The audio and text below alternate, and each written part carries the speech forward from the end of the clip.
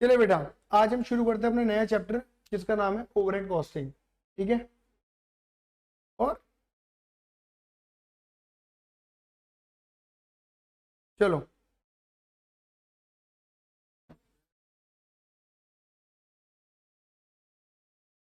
Overhead costing. लाला जी अब छुट्टी मत करना।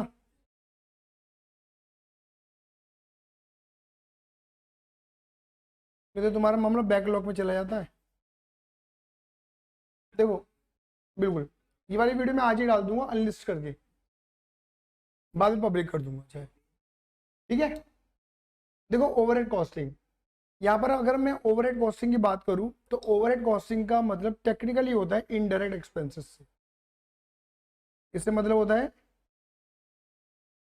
इनडायरेक्ट एक्सपेंसेस से, ये इनडायरेक्ट कॉस्ट है। मतलब अगर किसी भी ऑर्गेनाइजेशन में जो भी इनडायरेक्ट कॉस्ट हो रही हैं बेसिकली, उन्हें हम इनडायरेक्ट क्या कह देते हैं, ओवरहेड कह देते हैं। इसे शॉर्ट में हम ओ ओब्लिक एच लिख सकते हैं, ओ ओब्लिक एच लिख सकते हैं ओवरहेड्स को। क्लियर नहीं है? अगर मैं इनडायरेक्ट एक्सपेंसेस या इनडायरेक्ट कॉस्ट की बात करूं तो तीन लेवल पे हमारे इनडायरेक्ट कॉस्ट हो सकती हैं। जैसे कि अगर मैं बात करूंगा, हमने पढ़ा था एक मटेरियल, तो वहां पर बात की थी डायरेक्ट मटेरियल की, यहाँ पर बात करेंगे इनडायरेक्ट मटेरियल की। आए ना? एक हमने पढ़ा था डायरेक्ट लेबर, तो यहाँ पर हम बात करेंगे इनडायरेक्ट लेबर की। बात क्लियर हो गई? हमने पढ़े थे अदर एक्सपेंस मटेरियल लेबर के अलावा, यहाँ बोलेंगे इनडायरेक्ट एक्सपेंस। तो अगर ये तीनों कॉस्ट को मिलाते हैं तो ये हमारे बन जाते हैं क्या, ओवरहेड्स। क्या बन जाते हैं हमारे, ओवरहेड। ये तीनों इनडायरेक्ट खर्चों, indirect material, indirect labour, indirect expense, इनको मिलाएंगे तो क्या बनेंगे, हमारे ओवरहेड्स बनेंगे। अब जैसे इनडायरेक्ट मटेरियल का मतलब होता है कि जो डायरेक्ट मटेरियल पीछे पीछे आता है। जैसे मैंने बोला था कि एक मेज को बनाने के लिए क्या चाहिए, लकड़ी चाहिए, सॉरी हाँ वुड चाहिए, लकड़ी चाहिए। मतलब कील और फेविकॉल बाद में चाहिए, चाहिए तो वो भी। तो जो अगर जो लकड़ी है वो डायरेक्ट मटेरियल है, और जो फेविकॉल और कीले हैं वो क्या है, इनडायरेक्ट मटेरियल है। बात क्लियर होगी नहीं होगी? जो डायरेक्टली ट्रेसेबल है वो डायरेक्ट मटेरियल है, और जो डायरेक्टली ट्रेसेबल नहीं है वो इनडायरेक्ट मटेरियल है, उसे हम ओवरहेड का पार्ट बोल देते हैं कुल मिलाकर। क्लियर नहीं है? इनडायरेक्ट लेबर वो लेबर जो डायरेक्टली प्रोडक्शन में इन्वॉल्व नहीं है। जैसे अगर मैं बात करूं, एक चार्टर्ड अकाउंटेंट है, एक अकाउंटेंट है, तुम कैशियर मान के चलो। क्लियर है नहीं है? हाँ है ना? तो जो लैपटॉप पे ऑफिस में काम कर रहा है वो मशीनरी पे काम नहीं कर रहा है, लेकिन पैसा तो वो भी ले रहा है, सैलरी तो वो भी ले रहा है। तो वो सैलरी पे करना हमारे लिए कॉस्ट है, तो which is called indirect labour. आए ना? जो प्रोडक्शन में, जो प्रोडक्ट को बनाने में या सर्विसेज को देने में डायरेक्टली इन्वॉल्व नहीं है, उसे हम क्या बोल देते हैं, इनडायरेक्ट लेबर बोल देते हैं। आए ना? क्लियर ही नहीं है? और इनडायरेक्ट एक्सपेंस वही वाली बात है, जो खर्चे प्रोडक्शन के लिए कर रहे हो। फॉर एग्जाम्पल, जैसे हमने प्रोडक्शन के लिए मोल्ड्स बनवाए, जैसे मैंने बोला ना चॉकलेट मैन्युफैक्चरिंग है हमारी। अब चॉकलेट बनाने के लिए हमें क्या चाहिए, सांचा चाहिए। जिस शेप की आपको चॉकलेट बनानी है, आए उसके लिए सांचा चाहिए।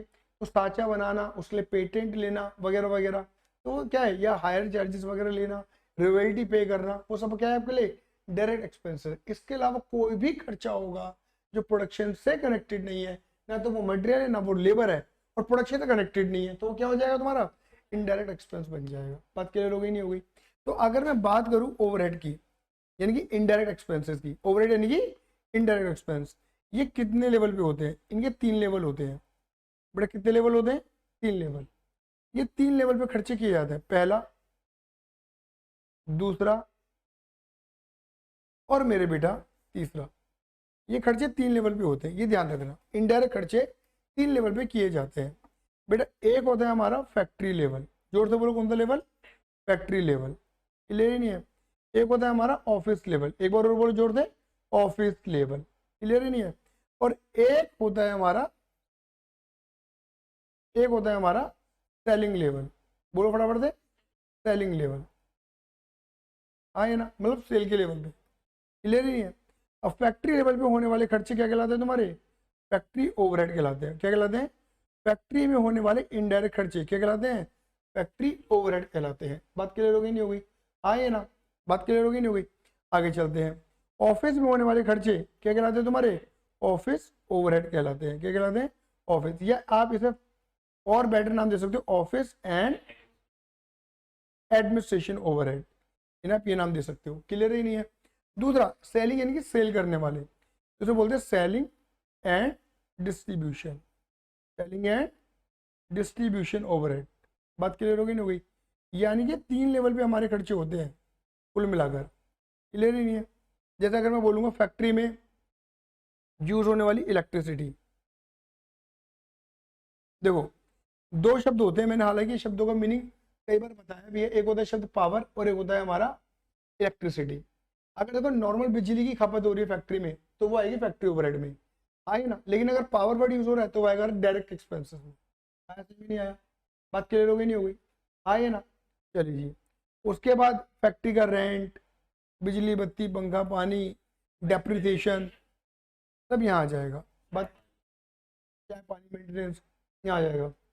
ऐसे यहाँ पर पे करने वाली सैलरी, स्टेशनरी का खर्चा।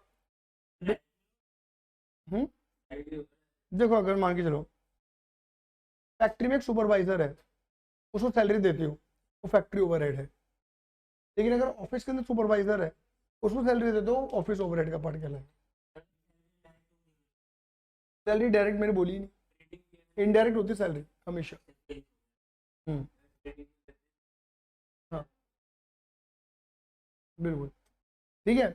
बात क्लियर होगी नहीं होगी? बट यार थोड़ा सा सोच अलग है, ठीक है।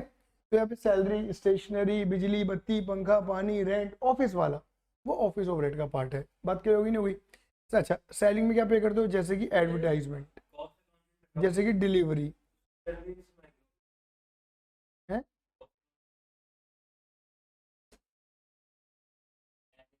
ऑडिटर के पॉइंट ऑफ व्यू से पे कर रहे हो तो उसका पार्ट कहलाएगी, ऑफिस ओवरहेड का पार्ट कहलाएगी, है ना। और अगर वो फैक्ट्री के पॉइंट ऑफ व्यू से काम कर रहा है, मतलब प्रोडक्शन लेवल पे बैठता है सीएमई, तो फैक्ट्री ओवरहेड का पार्ट कहलाएगी।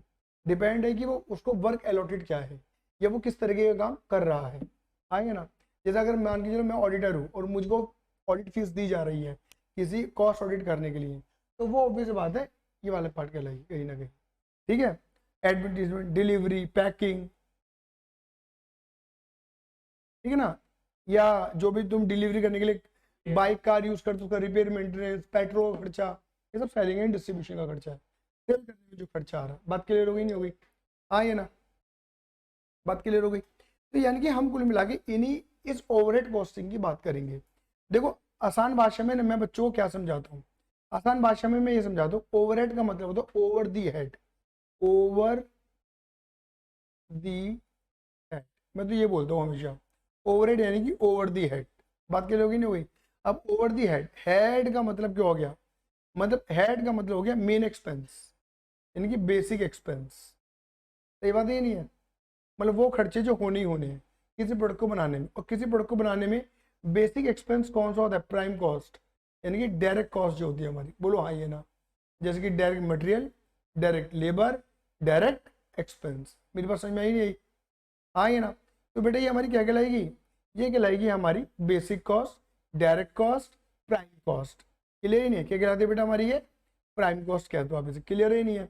तो यानी कि मैं ये समझाना चाह रहा हूँ, इस प्राइम कॉस्ट के अलावा इस prime cost, basic cost, main cost, direct cost, इसके अलावा ओवर दी हेड, ये हेड है, ये हेड, इनके अलावा जो खर्च हो रहा है, इनके ऊपर जो खर्च हो रहा है, वो सारा ओवर हेड कहलाता है।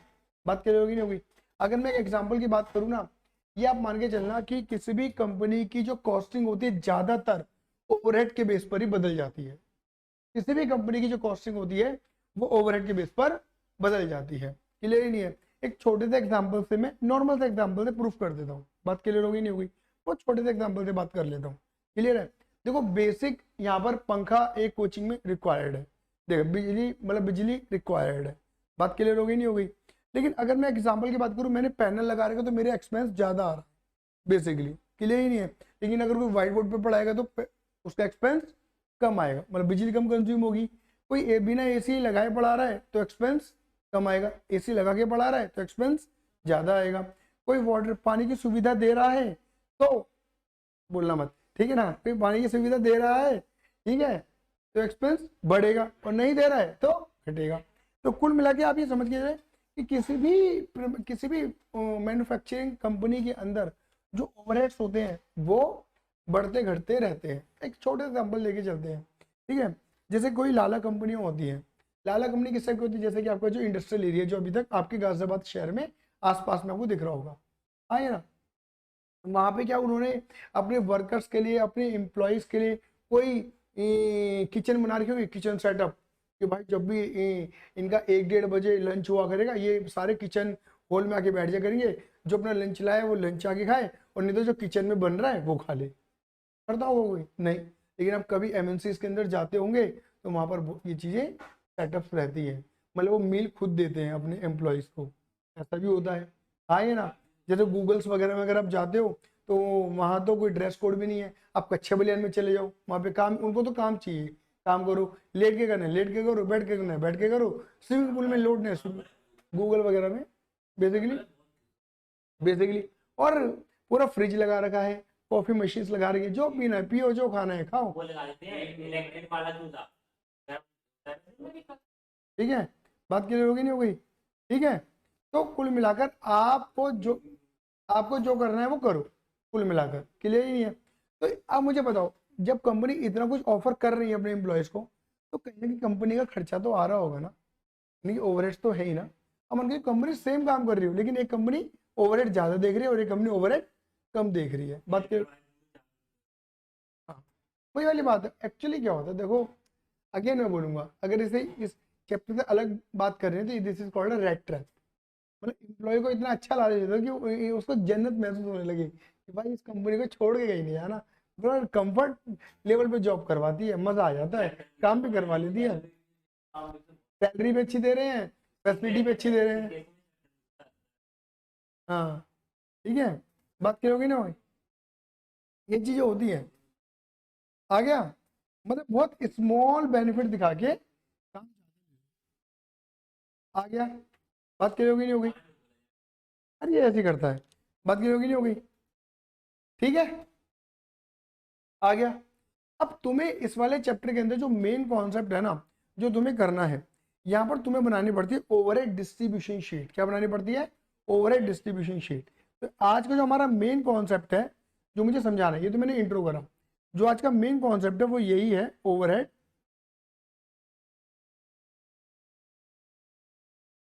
Overhead distribution sheet.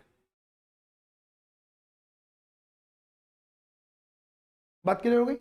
Overhead distribution sheet, आज हम इसकी पूरी बात करेंगे, ओवरहेड डिस्ट्रीब्यूशन शीट की बात करेंगे। बात क्लियर होगी नहीं हुई? अभी ओवरहेड डिस्ट्रीब्यूशन शीट में क्या होता है, देखो एक्चुअली क्या होता है, इसमें दो तरीके से एलोकेशन होते हैं। दोबारा बोलो बेटे, क्या होते हैं?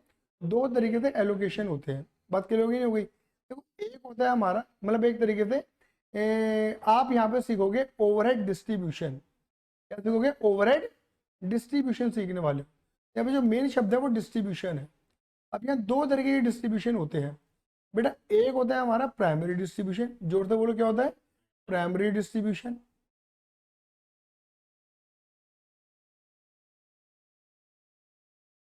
और एक होता है हमारा सेकेंडरी।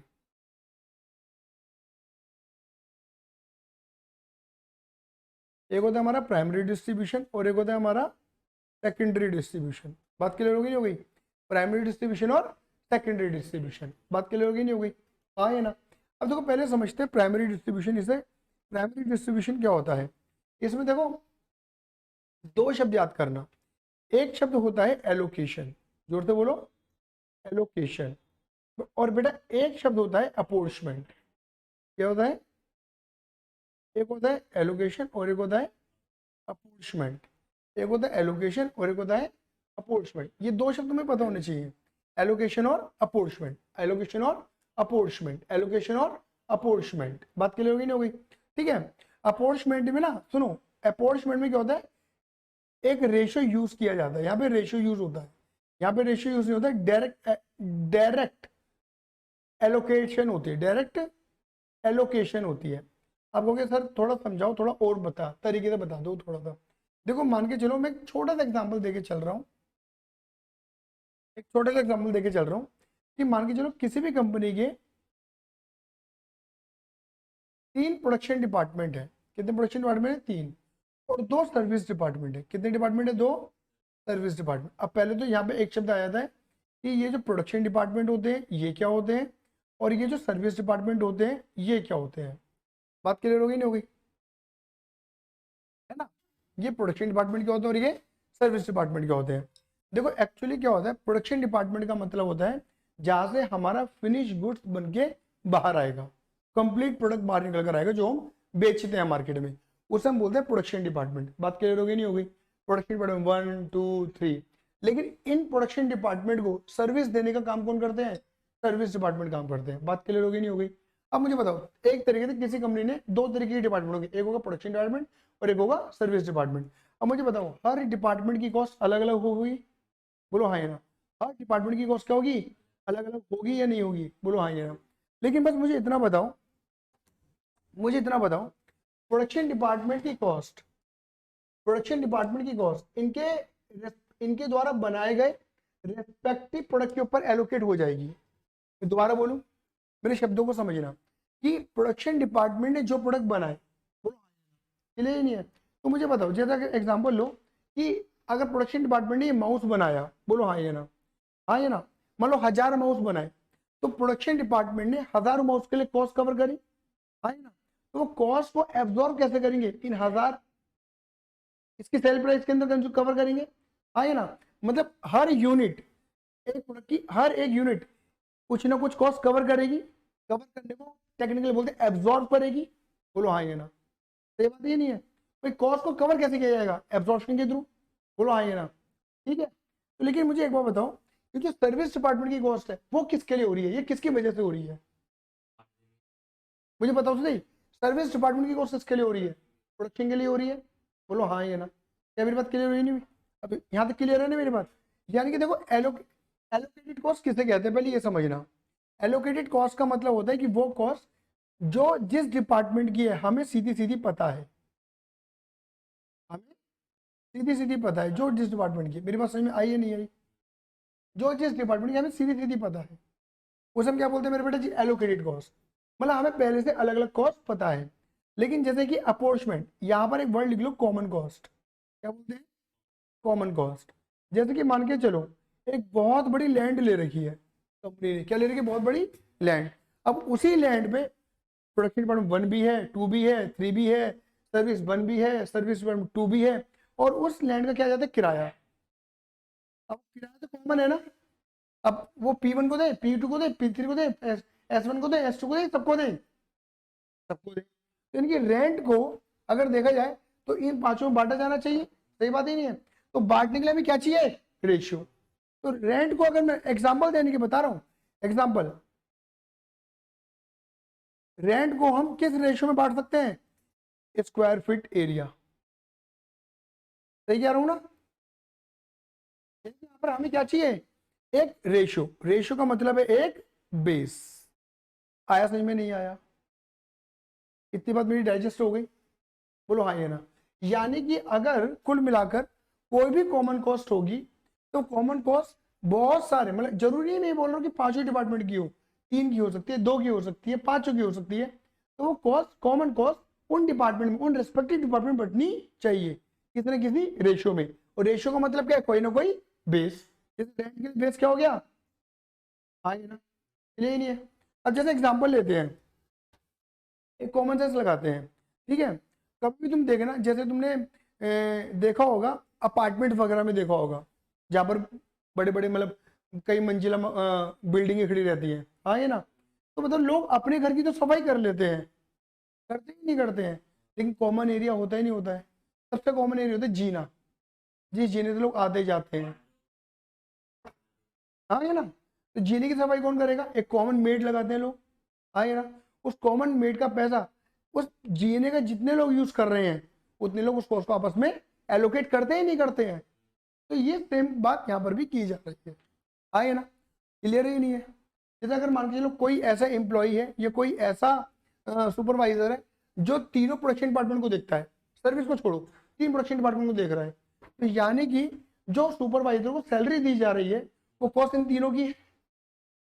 तो जितना वो टाइम एलोकेट करता है अपना, अगर कहीं तीनों में इक्वल टाइम एलोकेट करता है तो रेशियो क्या बनेगा, 1 1 और 1। तो ये बात ही नहीं है कि भाई तीनों डिपार्टमेंट को इक्वल टाइम देता है, तो 1:1:1 के रेशियो में से बांट दो। आया समझ में नहीं आया? मेरे कहने का मतलब है दो शब्द याद रखना, एक होता है एलोकेटेड कॉस्ट, एक होती है अपॉर्चमेंट कॉस्ट। अपॉर्चमेंट कॉस्ट का मतलब होता है कॉमन कॉस्ट, जो कि किसी बेसिस पे बांटा जाता है। बात क्लियर होगी नहीं होगी? जिससे हमें अलग अलग पता लग जाए। अच्छा यहाँ पे कॉस्ट का मतलब क्या है सारे बच्चे बताओ? नहीं, कॉस्ट का इनडायरेक्ट कॉस्ट, यहाँ पे डायरेक्ट कॉस्ट की बात बिल्कुल भी नहीं हो रही है, ये ध्यान रखना।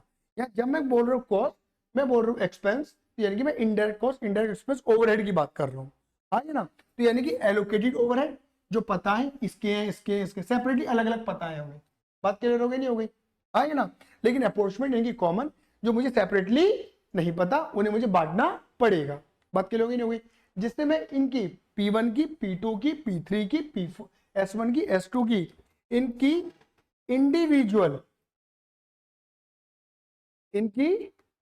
इंडिविजुअल अलग अलग टोटल ओवरहेड निकाल पाऊं। आया समझ में नहीं आया?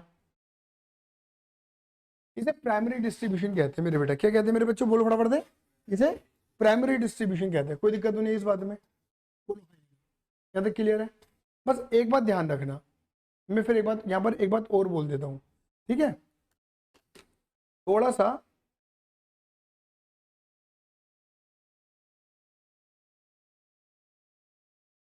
देखो, जैसे यहाँ पे लिखा होता है कई बार ऐसे आपको मिलेगा डायरेक्ट कॉस्ट। अब डायरेक्ट कॉस्ट का मतलब मैं बोलना चाह रहा हूँ like direct material, direct labour, direct expense. मैंने ऊपर लिखा भी था direct cost, direct material, direct labour, direct. या अगर क्वेश्चन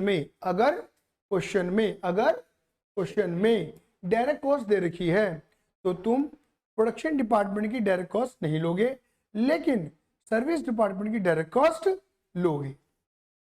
अब तुम्हारे मन में एक सवाल आएगा, ऐसा क्यों? आए ना कि भाई आप जो है आप प्रोडक्शन डिपार्टमेंट की कॉस्ट तो नहीं ले रहे हैं, और आप किसकी ले रहे हैं? ठीक है, सर्विस की ले रहे हैं। अब बात समझना ध्यान से। देखो मैंने तुम्हें बोला था कि मैं तुम्हें कौन सा चैप्टर पढ़ा रहा हूँ? ओवरहेड। ओवरहेड का मतलब क्या हो गया? Indirect cost. इनडायरेक्ट कॉस्ट लेनी तो डायरेक्ट कॉस्ट नहीं लेनी, तो ना लेने के पीछे तो मैंने लॉजिक बता दिया कि नहीं लेना। बात क्लियर हो गई नहीं हो गई? बोलो हाँ या ना। नहीं लेना तो डायरेक्ट कॉस्ट नहीं लेनी, तो अगर नहीं लेनी तो सर्विस की क्यों ले रहे हो आप? सही बात है नहीं है? तो एक्चुअल में क्या है, हमें प्रोडक्ट कौन बना के दे रहा है ये बताओ फटाफट से। प्रोडक्ट कौन बना के दे रहा है? कौन सा डिपार्टमेंट दे रहा है प्रोडक्ट बना के?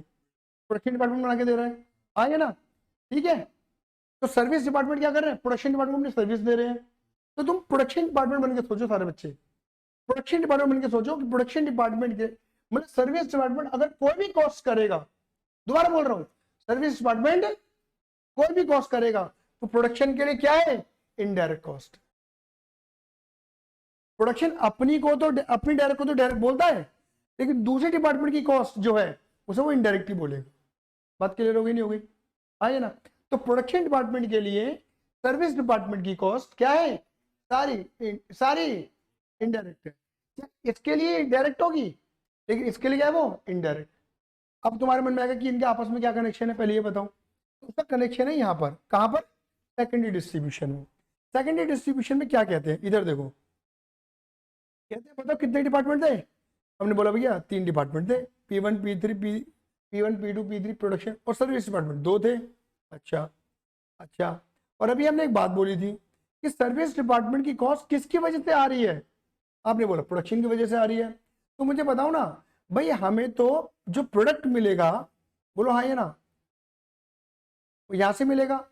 P1 अपना प्रोडक्ट देगा, P2 अपना प्रोडक्ट देगा, P3 अपना प्रोडक्ट देगा। तो यानी कि इन रेस्पेक्टिव डिपार्टमेंट की कॉस्ट इनके प्रोडक्ट में तो चली जाएगी। सही बात है ये नहीं है? लेकिन फिर इसकी कॉस्ट कहाँ जाएगी? सही बात है नहीं है? ये कॉस्ट तो कवर करनी है हमें, और ये कॉस्ट किसकी वजह से आ रही है? इनकी वजह से आ रही है। इनकी कॉस्ट जो आ रही है इन प्रोडक्ट की वजह से आ रही है, देखा जाए तो। बोलो हाँ ये ना? तो बेटा क्या करना चाहिए हमें, बताओ बराबर दे। सर्विस डिपार्टमेंट की कॉस्ट S1 की और S2 की कॉस्ट यहां से क्या कर दो, जैसे मान के चलो यहां पर 10,000 रुपए है, इसे खत्म करो, क्या कर दो कि नेगेटिव 10,000 रुपए। बोलो हाँ या ना? और इनके अंदर इस 10,000 को इस P1 में, इस P2 में और इस P3 में क्या कर दो? बांट दो। जिससे क्या होगा, ये जो सर्विस डिपार्टमेंट की कॉस्ट है ये भी रेस्पेक्टिव प्रोडक्ट के अंदर ही क्या हो जाएगी, ऐड हो जाएगी। आया समझ में नहीं आया? इसे सेकेंडरी डिस्ट्रीब्यूशन कहते हैं कि सर्विस डिपार्टमेंट की कॉस्ट को प्रोडक्शन डिपार्टमेंट में कर दो, एलोकेट कर दो, बांट दो, अपोर्शमेंट कर दो, सेकेंडरी अपोर्शमेंट। समझ गए? अपोर्शमेंट और इसका हाँ कैसे, मतलब इसका अलग होगा, इसका अलग होगा, दोबारा पूछ। मतलब सर्विस डिपार्टमेंट की सारी को प्रोडक्ट। हाँ बिल्कुल, अगर मान के चलो यहाँ 20,000 रुपये होते, ठीक है, तो यहाँ पे नेगेटिव में 20,000 कर देते, मतलब ऑटोमेटिक ये कॉस्ट क्या हो जाती है हमारी, जीरो हो जाती मेरे बच्चों, आए ना। और ये 20,000 रुपये क्या हो जाते, P1 में, P2 में और P3 में बढ़ जाते। बात क्लियर हो गई नहीं हो गई? आए ना। तो ले देखिए, आप मुझे बताओ, ले देखिए जितनी भी कॉस्ट आई वो हमने कहाँ डाल दी, रिस्पेक्टिव प्रोडक्ट के अंदर डाल दी। आए ना भाई, सर्विस डिपार्टमेंट की जो कॉस्ट है ये भी तो कॉमन कॉस्ट है, किसके लिए, P1 P2 और P3 के लिए। आया समझ में नहीं आया? कोई दिक्कत है यहाँ तक तो बताओ फटाफट से।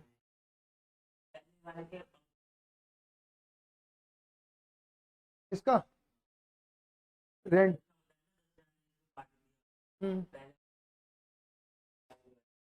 मतलब अमाउंट का एग्जाम, अमाउंट देके पता नहीं, चलो जैसे मान के चलो, जैसे सपोज मान के चलो कि हम ना, हम पूरे मान के चलो किसी भी टाइम पीरियड का ले लेते हैं, चाहे 1 महीने का या 3 महीने का या 6 महीने का या 1 साल का, जैसा भी है। मान के चलो हमारा रेंट 1,00,000 रुपये है, एग्जाम्पल दे रहा हूँ मैं, हमारा रेंट 1,00,000 रुपये है। बात करोगे नहीं होगी? अब हमारे पास जो है वो टोटल लैंड जो है वो 2,000 स्क्वायर फीट की है, ऐसा मान के चलते हैं। टोटल लैंड कितनी मेरे बेटा जी, 2,000 स्क्वायर फीट की लैंड है। बात क्लियर हो गई नहीं हो गई? हाँ है ना। अब तुम क्या करो, जैसे 2,000 स्क्वायर फीट कैसे कहते हैं, यार P1 जो है उसके पास 400 स्क्वायर फीट है, इसके पास 500 स्क्वायर फीट है, इसके पास 400 ही ले लेते, 4 4 800 1,300 हो गया ये हमारा, ठीक है ना। और मान के चलो ये भी चलो 400 ले लेते हो, 300 हो गया बेटा, सही बैठ गया हमारे, क्लियर ही नहीं है। तो मुझे बताओ ना, यानी कि हम 2,000 स्क्वायर फीट के लिए कितना किराया दे रहे हैं, 1,000 रुपये का किराया दे रहे हैं, तो 1,00,000 रुपये का किराया दे रहे हैं, तो वो 1,00,000 रुपये कॉमन कॉस्ट। अब उस 2,000 स्क्वायर फीट पे खाली P1 है, P2 है, P3 S1 है, S2, ये पांचों है भाई। 2,000 स्क्वायर फीट पे तो पांचों डिपार्टमेंट है, तो यानी कि भाई किराया जो दे रहा हूँ वो पांचों के लिए दे रहा हूँ, हाँ है ना। तो जितने एरिया में, जितने जितने एरिया में जितना मामला आ रहा है उतना कर देंगे हम, क्लियर ही नहीं है? आ गया? हेलो, हाँ ठीक है, पहुंच गए, ठीक है। मेरी बात समझ में आ गई नहीं आ गई? अब बेटा पता है इसका रेशो बना 4 5 4 4 3 4 3, 4 5 4 4 3, ये बनेगा ना रेशो। अब तुम क्या करोगे, इस रेंट को, जो तुम्हारा रेशो बना वो क्या बना, 4 5 4 4 और 3, ऐसे बांट दोगे। आया समझ में नहीं आया? तो कॉस्ट बढ़ गई ना तुम्हारी, बोलो हाँ ये ना, ठीक है ना। तो रेस्पेक्टिव डिपार्टमेंट को अपनी कॉस्ट एलोकेट हो गई, बोलो हाँ ये ना। लेकिन S1 S2 तो कोई प्रोडक्ट बना नहीं रहे, तो इनकी कॉस्ट कैसे एब्जॉर्ब होगी, कैसे कवर होगी, क्योंकि इनकी कॉस्ट तो P1 P2 P3 की वजह से आ रही है। तो सेकेंडरी डिस्ट्रीब्यूशन के अंदर हम क्या करते हैं कि S1 की और S2 की कॉस्ट P1 P2 P3 में एलोकेट करते हैं। मतलब S1 जिसको अपनी सर्विस दे रहा है तो S1 की कॉस्ट उस डिपार्टमेंट के अंदर चली जाएगी। अब मान लो S1 सर्विस दे रहा है खाली P1 को P2 को, S1 सर्विस दे रहा है खाली P1 और P2 को, तो S1 की कॉस्ट 10,000 रुपए P1 P2 में बटेंगे, P3 को कुछ नहीं मिलेगा। और मान के चलो अगर S2 अपनी कॉस्ट खाली P3 को देता है तो पूरी कॉस्ट उठा के 20 की 20 यहाँ डाल दो, P1 P2 को कुछ नहीं आने वाला। आया समझ में नहीं आया? क्लियर ही नहीं है? तो यानी कि देखा जाए, अगर ये department more than one department को अपनी सर्विस दे रहे हैं तो यहां पर भी रेशियो आता है, अदरवाइज रेशियो की जरूरत नहीं है। आया समझ में नहीं आया? क्लियर है मेरी बात? ये पूरा खेल ओवरहेड डिस्ट्रीब्यूशन शीट के अंदर होता है कि भाई अगर देख, हमें कुल मिला के हमारा एट द एंड मकसद क्या होता है, हमारी एट द एंड हमारा इस पूरे शीट में हमारा मकसद होता है कि प्रोडक्शन डिपार्टमेंट के अंदर लगने वाले इनडायरेक्ट कॉस्ट निकाल दो बस।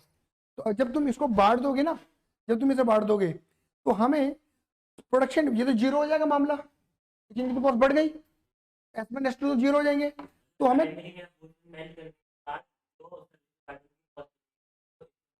हाँ अभी टोटल ओवरहेड आ जाएगा किसका, प्रोडक्शन डिपार्टमेंट का। ये हमारा मकसद है, ये हमारा मकसद होता है। क्या मेरी बात समझ में आई या नहीं आई? क्लियर ही नहीं है? क्लियर ही नहीं है? ये मैं कहना चाह रहा हूँ। कोई दिक्कत? इसमें कई सारी चीजें आती हैं, जैसे कि सुपरविजन आता है। अब सुपरविजन की कॉस्ट मैंने बोला सुपरवाइजर को सैलरी दे रहे हो, तो अब इसमें ना अगर आप देखोगे, हालांकि शायद मैंने अपने चार्ट के अंदर दे रखा है, नहीं दे रखा है, लेकिन मेरी बुक के अंदर है बेसिकली। ठीक है, मेरी बुक के अंदर मैंने सारी चीजें बता रखी है कि किसको किस चीज के बेस पर बांटा जाता है बेसिकली, जिससे तुम बिल्कुल भी कंफ्यूजन ना हो बेसिकली। अगर एग्जाम्पल है कि अगर हम एम्प्लॉय की कोई भी कॉस्ट है, एम्प्लॉय की कोई भी कॉस्ट है बेसिकली, ठीक है, तो किस बेस पर बांटा जाता है? वेज बिल, मतलब उसका बिल कितने रुपए का बन रहा है, पूरे डिपार्टमेंट का बिल कितने का बन रहा है, उसके रेशियो में बांट दिया जाता है। हाँ ये ना, या फिर इंफॉर्मेशन टेक्नोलॉजी की कॉस्ट सारी, कोई आईटी कॉस्ट आ रही है तो आईटी आर्ट्स दिए जाएंगे तुम्हें, उसके बेस पे बांटा जाएगा। क्लियर ही नहीं है? ठीक है। और जैसे अगर मान इलेक्ट्रिसिटी है तो आपको किलोवाट आवर्स दिए जाएंगे बेसिकली। क्लियर ही नहीं है? या फिर कई बार ऐसा होता है कि लोग क्या करते हैं, अलग अलग डिपार्टमेंट के अलग अलग सब मीटर लगवा देते हैं।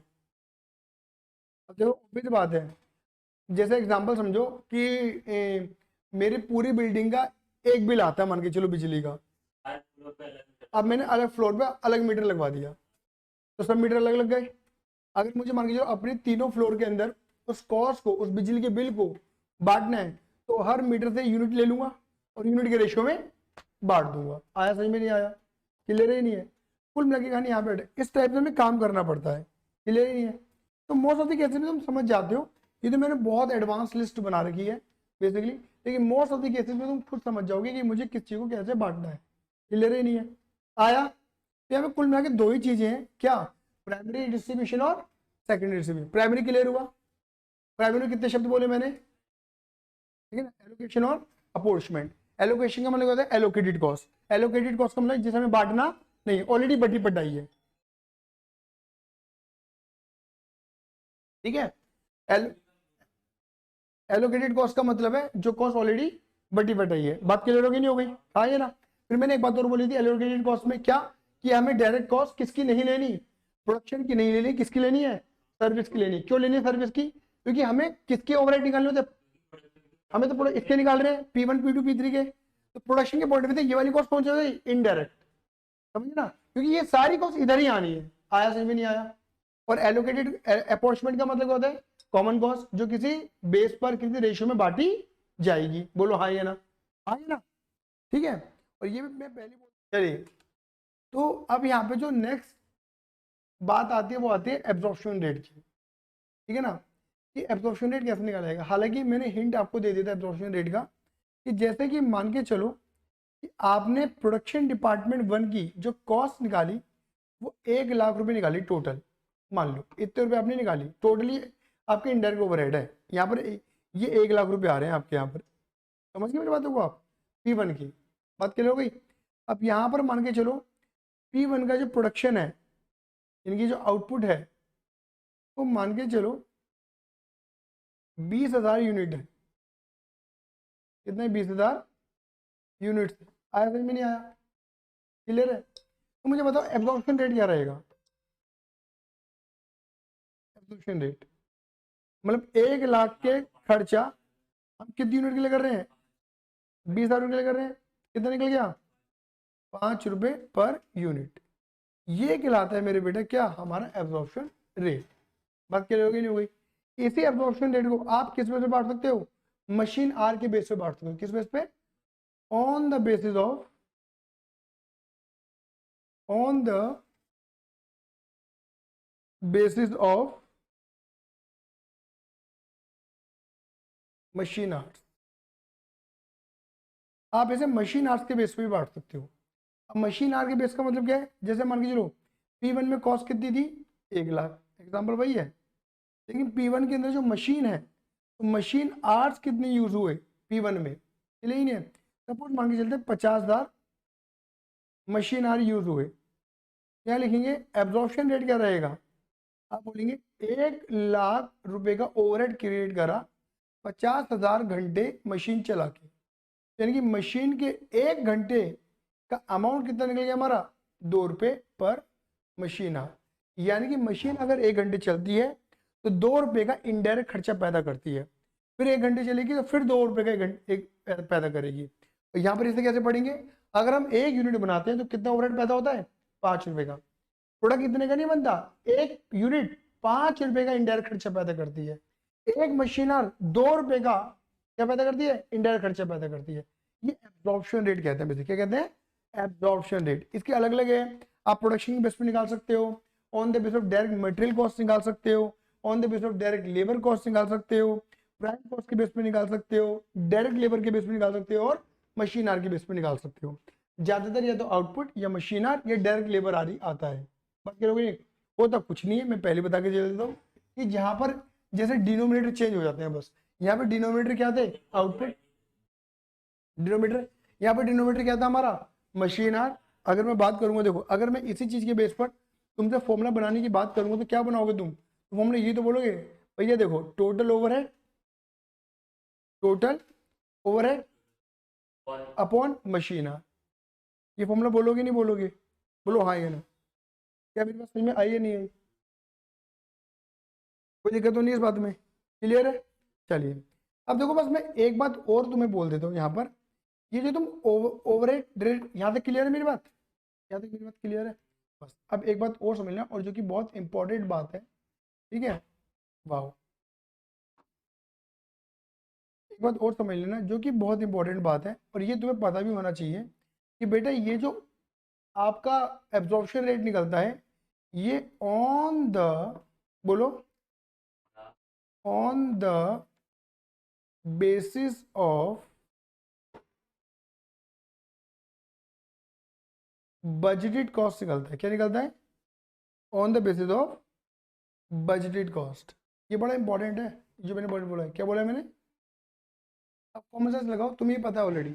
बजटेड कॉस्ट का मतलब क्या होता है, कॉस्ट जो हो गई, जो कॉस्ट हो सकती है, मतलब होने वाली कॉस्ट, हाँ ये ना, या फिर एक्चुअल हो गई।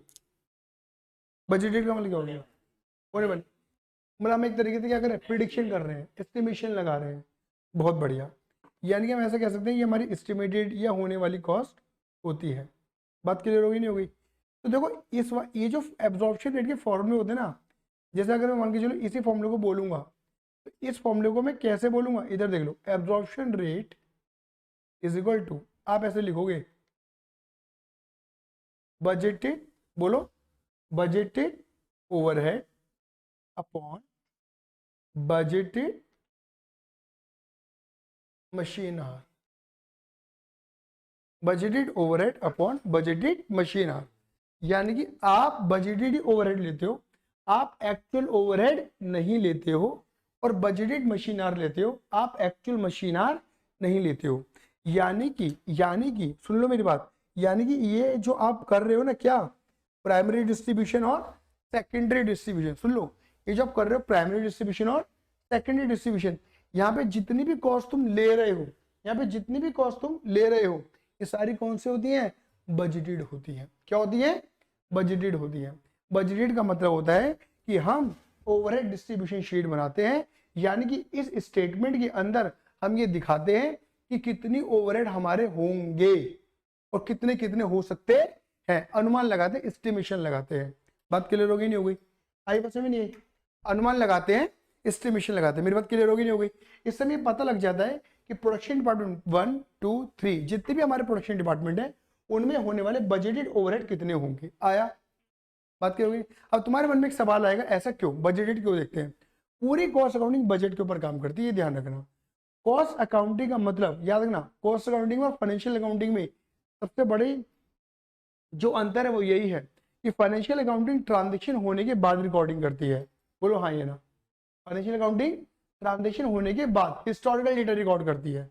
ये वाली बात क्लियर होगी। तो जब कोई ट्रांजेक्शन हो जाएगी, सपोज मान के चलो कि आपने जो है मटेरियल खरीद लिया, परचेज कर लिया मटेरियल, तब एंट्री लगाएगा फाइनेंशियल अकाउंटिंग। आया समझ में। अच्छा परचेज हो गया, इनवॉइस आ गया, बिल आ गया, बिल को देख के एंट्री ठोक दो, ये क्या करता है काम, फाइनेंशियल अकाउंटिंग करता है। क्लियर। लेकिन कॉस्ट अकाउंटिंग कब एंट्री लगाती है, बजट बेस पे, कितने रुपए का मटेरियल आएगा लगाओ अंदाजा। बात क्या होगी नहीं होगी। पहले से ही एक अंदाजा लगाया जाता है कि भाई अब तक मटेरियल इतने का आ रहा था, थोड़ा इन्फ्लेशन इतना है मार्केट में, अब इन्फ्लेशन के अकॉर्डिंग मटेरियल अब इतने का आएगा।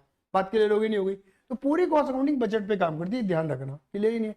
यानी कि हम ये अनुमान लगाते हैं, क्योंकि हमें प्रोडक्ट की कॉस्ट निकालनी होती है अल्टीमेट अनलेस। सही बात है, ये नहीं है कि हमारा एक प्रोडक्ट कितने का बनेगा और प्रोडक्ट के अंदर कितनी कॉस्ट आती है, 3 आएंगे ना, है ना, डायरेक्ट मटेरियल, डायरेक्ट लेबर और ओवरहेड अगर देखा जाए तो आए ना। क्लियर है ये नहीं है? तो यानी कि हमें पता लगाना पड़ेगा ना कि इस पर्टिकुलर प्रोडक्ट के ऊपर कितना ओवरहेड ऐड करना है मुझे। सही बात है ये नहीं है? सही बात ही नहीं है? तो यानी कि मुझे पता लगाना पड़ेगा कि इस पर्टिकुलर प्रोडक्ट पे, इस प्रोडक्ट को बनाने में कितना ओवरहेड मेरा इंकर हो रहा है। क्या मेरी बात क्लियर हो गई नहीं हो गई? तो यानी कि इस डिस्ट्रीब्यूशन शीट से मुझे पता लगता है कि भाई एक यूनिट को बनाने में मेरा कितना आ रहा है, 5 रुपए का ओवरहेड आ रहा है। इस शीट से पता लग जाएगा। यही नहीं कि भाई इस प्रोडक्शन डिपार्टमेंट 1 से इतने रुपए का इनडायरेक्ट खर्चा आ सकता है और प्रोडक्शन डिपार्टमेंट 1 से इतनी यूनिट में बनाऊंगा तो एक यूनिट पे एवरेज मेरा इतना ओवरहेड आएगा। आया समझ में नहीं आया? क्लियर है ये नहीं है? ठीक है, इतनी बात मेरी क्लियर होगी? इसमें कोई सवाल? क्योंकि ध्यान रखना, हम हमेशा जो होते हैं ना, अब बाद में क्या होता है जब हम ना ओवरहेड एब्जॉर्प्शन रेट निकाल लेते हैं तो हम ये देख लेते हैं कि अब हमारा ओवरहेड कितना रहा कुल मिलाकर। बात क्लियर होगी नहीं हुई? अब एग्जांपल समझना, यहाँ तक कहानी क्लियर हो रही है? यहाँ तक मेरी कहानी क्लियर है? बहुत बढ़िया। अगर मेरी यहाँ तक कहानी क्लियर है तो अब तुम्हें देखो समझ में आएगा। बाद में ना हम क्या करते हैं, जब हम एब्जॉर्प्शन रेट निकाल लेते हैं तब यहाँ पे हमारा कॉन्सेप्ट पैदा होता है अंडर एब्जॉर्प्शन का। जोर से बोलो, कौन सा? Under absorption. और एक कॉन्सेप्ट पैदा होता है, बोलो। यहाँ तक क्लियर है नयन? एक आता है अंडर एब्जॉर्प्शन और एक आता है, बात क्लियर हो गई? ठीक है, चलो एग्जांपल लेते हैं। ठीक है, अब सपोज नयन मान के चलते हैं, हमने क्या सोचा था नयन, मैं यहाँ पर एब्जॉर्प्शन रेट, याद रखना मैं किसके बेस पे ले रहा हूँ, आउटपुट के बेस पे ले रहा हूँ। किस बेस पे ले रहा हूँ? आउटपुट। यानी कि मैंने एक तरीके से ये जो रेट निकाला है वो 5 रुपए का रेट निकाला, मैं ये मान के चल रहे हैं। और ये 5 रुपए का रेट मैंने कैसे निकाला होगा, ये वाला फॉर्मूला लगा के। क्या फॉर्मूला लगाया था मैंने कि मेरा बजटेड ओवरहेड इतना तो हो ही जाता है और ये मेरी बजटेड आउटपुट, इतना मैं माल बनाता हूँ। सही बात है ये नहीं है? क्लियर है नहीं है? ठीक है, अब इधर देखना जरा। ठीक है, बात क्लियर हो गई? अब ने ये लगाना कि सपोज मान के चलो कि तुमने प्रोडक्शन कम या ज्यादा कुछ भी कर सकते हो। सही बात है नहीं है? चलो सपोज ये नहीं मान के चलो तुमने ना 1,05,000, सॉरी गलत बोल दिया मैंने, तुमने ना एक्चुअल जो तुम्हारा आउटपुट है, ठीक है, नैन कह रहा है कि आप एक्चुअल आउटपुट 25,000 यूनिट ले लो। सही बात है नहीं है? और तुम क्या मान के चल रहे थे, एक यूनिट में कितने ओवरहेड लेके चल रहे थे, 5 रुपए के। भाई एक यूनिट पैदा होगी तो 5 रुपए का ओवरहेड पैदा होगा, एक यूनिट पैदा होगी तो 5 रुपए का ओवरहेड पैदा होगा। आया ना? कोई दिक्कत तो नहीं है? तो बताओ 25 पंजे 125। मेरी बात क्लियर हो गई नहीं हो गई? इसे इसका मतलब पता क्या है? इसका मतलब ये है कि आपने इतने खर्चे क्या करें, एब्जॉर्ब्ड करें। क्या करें इतने खर्चे? दोबारा बोल रहा हूं भाई, आप एक यूनिट पर कितने रुपए का बर्डन दे रहे हो, कितने रुपए के इनडायरेक्ट खर्चे का बर्डन दे रहे हो, 5 रुपए का। तो 25,000 पे कितना बर्डन दे दिया, 1,25 का। यानी कि आपने 25,000 यूनिट बनाई और हर यूनिट से आप 5 रुपए कवर करोगे। सही बात है नहीं है? आसान बात है, समझ में आ रहा है नहीं आ रहा है? कि जैसे मेरी एक यूनिट बिकेगी 5 रुपए का ओवरहेड कवर, फिर एक बिकेगी 5 का कवर, तो 25,000 बिकेंगे तो कितना कवर होगा? इसे एब्जॉर्ब बोल सकता हूं मैं, ये मेरे एब्जॉर्ब ओवरहेड है कि मैंने इतना एब्जॉर्ब कर लिया। बोलो हाँ ये ना? लेकिन बेटा नयन एक काम करते हैं, अब यहां पर हम क्या लिखते हैं, यहां पर हम क्या लिखते हैं, actual overhead. Actual overhead incurred, मतलब एक्चुअल जितना भी मैंने ओवरहेड सोचा था वो हुआ कितना, ये मान के चलते हैं। नहीं, एक्चुअल हुआ है मान के चलो 1.5 लाख। एक्चुअल कितना हुआ है, 1.5 लाख। बात करोगे नहीं? मतलब एक्चुअल में खर्चा कितना हुआ है, 1.5 लाख। क्या मेरी बात समझ में आई या नहीं आई? हाँ, तो यानी कि हमने जो अनुमान लगाया था उस अनुमान के अकॉर्डिंग हमने 5 रुपए का रेट निकाल दिया था, बजट के अकॉर्डिंग 5 रुपए का रेट निकाल दिया था, और बजट को फॉलो करेंगे तो हमने बजट के अकॉर्डिंग कितना कॉस्ट कवर कर लिया? 1,25,000 की कॉस्ट कवर कर ली। हाँ ये ना, ठीक है ना। और जबकि एक्चुअल में हमारा खर्चा कितना हुआ है? 1.5 लाख। तो बताओ खर्चा कम कवर हुआ है ज्यादा कवर हुआ है? खर्चा तो कम कवर हुआ है ना, तो अंडर एब्जॉर्प्शन, कम एब्जॉर्ब हुआ खर्चा, मैं सारा खर्चा कवर नहीं कर पाए। आया समझ में नहीं आया? कोई दिक्कत तो नहीं इस बात में? क्लियर ही नहीं है?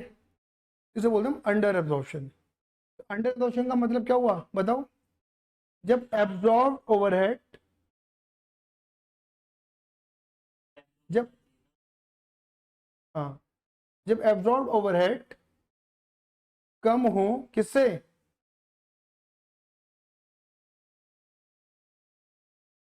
ये हम अनुमान लगा लेते हैं फिर बाद में। क्लियर ही नहीं है? ये सिचुएशन पता लगती है। अब तुम्हें कनेक्टिविटी समझ में आ रही होगी। कनेक्टिविटी क्या है? प्राइमरी डिस्ट्रीब्यूशन, सेकेंडरी डिस्ट्रीब्यूशन, उससे निकलेगा एब्जॉर्प्शन रेट। मेरी बात समझ में आई या नहीं आई? क्लियर है? ये समझ में आ गया? अब आपको ये भी, अब देखो, अब इसी सिचुएशन को हम क्या करते हैं, मार ले कॉपी पेस्ट।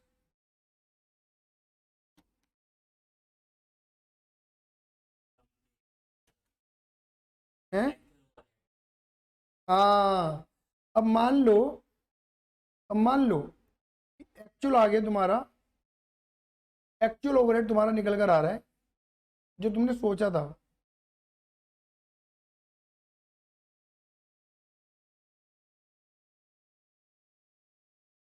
मान लो एक्चुअल निकल कर आ रहा है तुम्हारा 1,10,000। हाँ, तो मुझे बताओ तुमने एक्चुअल में कितना कवर कर लिया?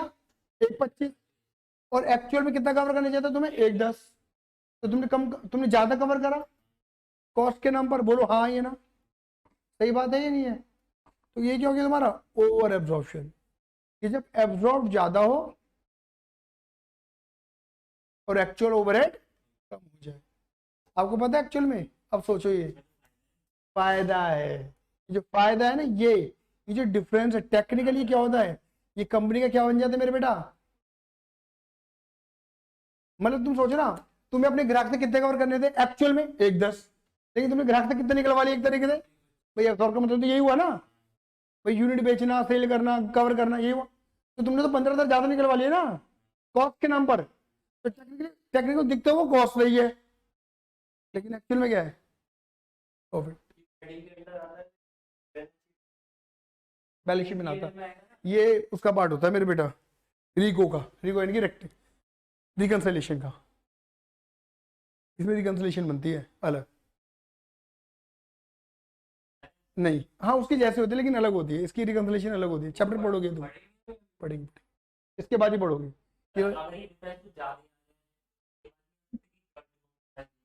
हैं? मतलब अगर ये कम हो जाए कॉस्ट,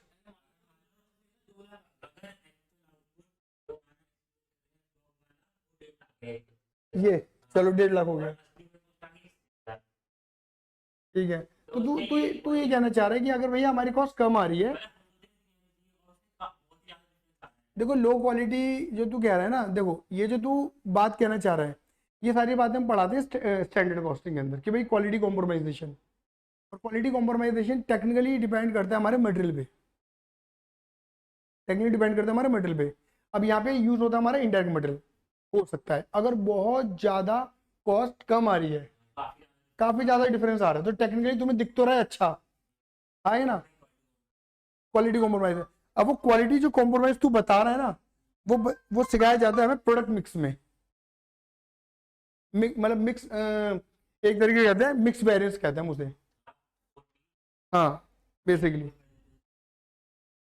प्रोडक्ट मिक्स वेरिएंस होता है बेसिकली, ठीक है ना, मटेरियल मिक्स वेरिएंस। हाँ, तुम्हें स्टैंडर्ड कॉस्टिंग का पार्ट है, उसके अंदर बताया जाता है कि भाई भाई हमने जैसे एग्जांपल्स मान के चलो, एक छोटा एग्जांपल देता हूँ कि भाई हमें ना पालक पनीर बनाना था।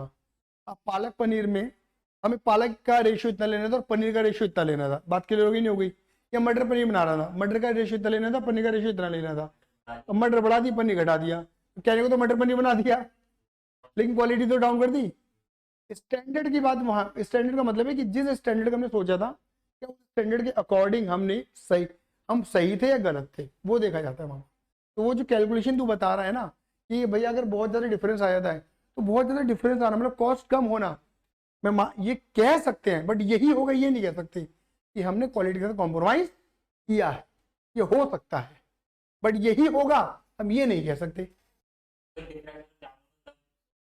हो सकते हैं, और वो मैंने क्या बोला, फिर उसका हम निकालते हैं ना स्टैंडर्ड रेशियो, स्टैंडर्ड कॉस्टिंग के अंदर वो पता लगा लेते हैं कि ऐसा हुआ भी है या नहीं हुआ है।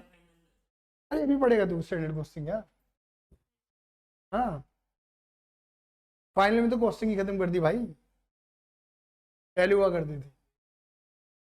चलिए, बात क्लियर हो गई, आया समझ में कि क्लियर ही नहीं है? तो अंडर एब्जॉर्प्शन ओवर एब्जॉर्प्शन तुम्हें को क्लियर हो गया? बोलो हाँ या ना, कोई दिक्कत? ठीक है, देखिए यहां तक मेरी बात क्लियर हो गई। चलिए, अब देखो मैंने जो स्टेटमेंट बनाई है ये वाली, ये जो तुम्हें समझाया है, तो क्या हमें ऐसे ही करना है?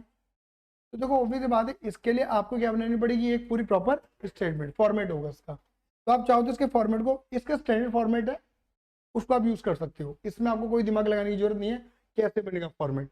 इसमें मैं ऑलरेडी जो दे रहा हूँ वही फॉर्मेट आपको यूज करना है। ठीक है, बात क्लियर हो गई? यहाँ पे हम लिखेंगे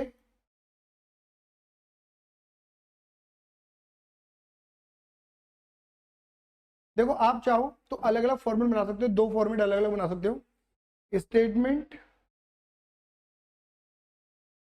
शोइंग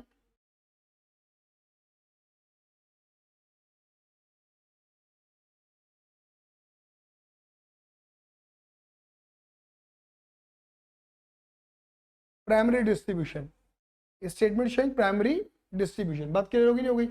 अब इसमें तुम्हें क्या करना है, यहाँ पे तुम एक तरफ लिखोगे पर्टिकुलर,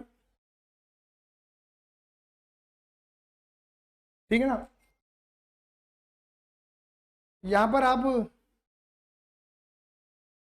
लिखोगे अमाउंट यानी कि कॉस्ट, यहाँ पे लिखोगे बेस, बेस क्या लेना है, और साथ में रेशियो भी लिख सकते हो, ये बेस का और रेशियो को अलग अलग बना सकते हो कॉलम चाहो तो। फिर यहाँ लिखोगे आप प्रोडक्शन डिपार्टमेंट,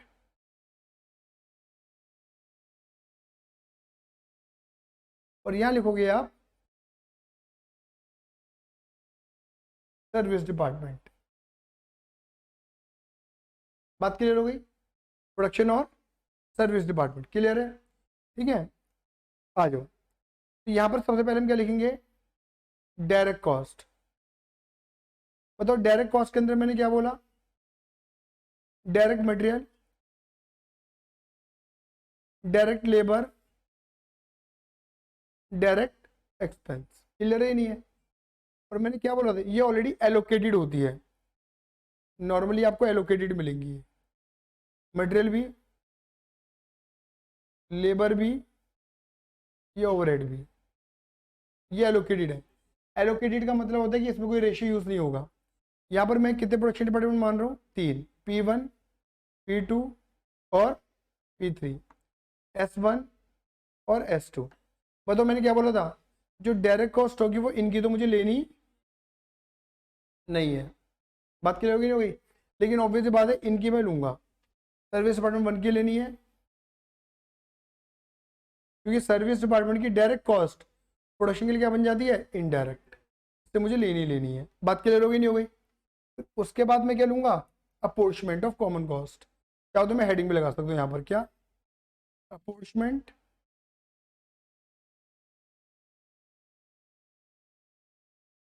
इनकी कॉमन कॉस्ट।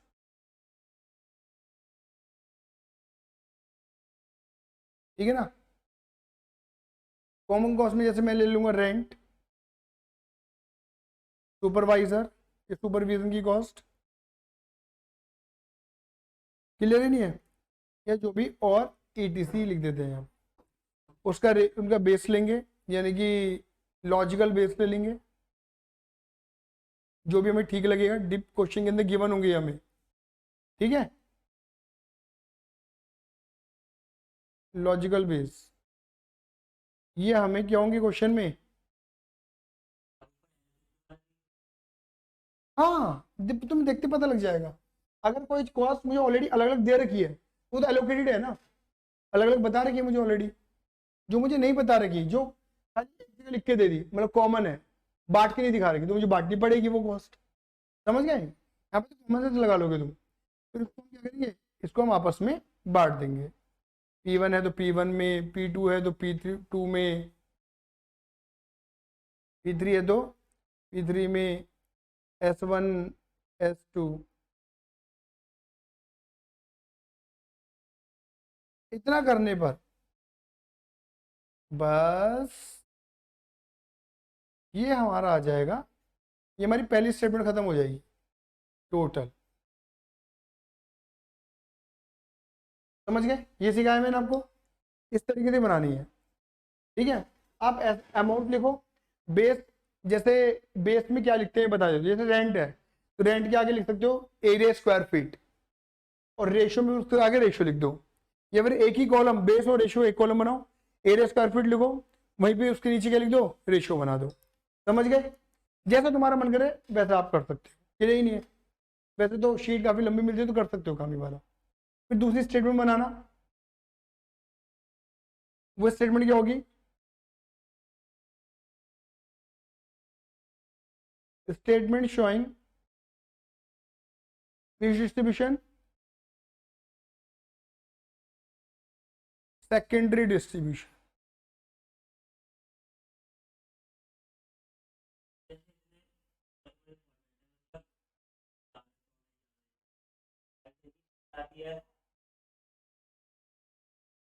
बन जाएगा, मेरी तो बहुत पतली आती थी, बहुत पतली आती थी।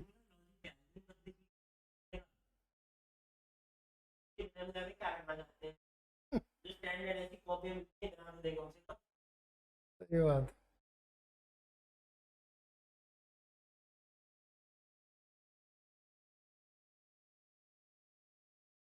Particulars,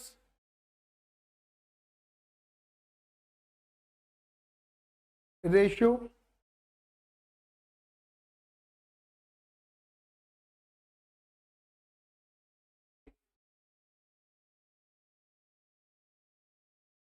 ratio,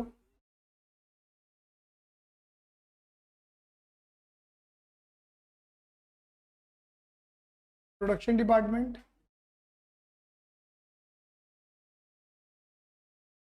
service department. बस P1 P2 P3 S1 S2। इधर देखो, अब यहाँ पे क्या होगा, जो तुम्हारे सर्विस डिपार्टमेंट की कॉस्ट है उसे तुम बांटोगे, तो पर्टिकुलर में लिखना यहाँ पर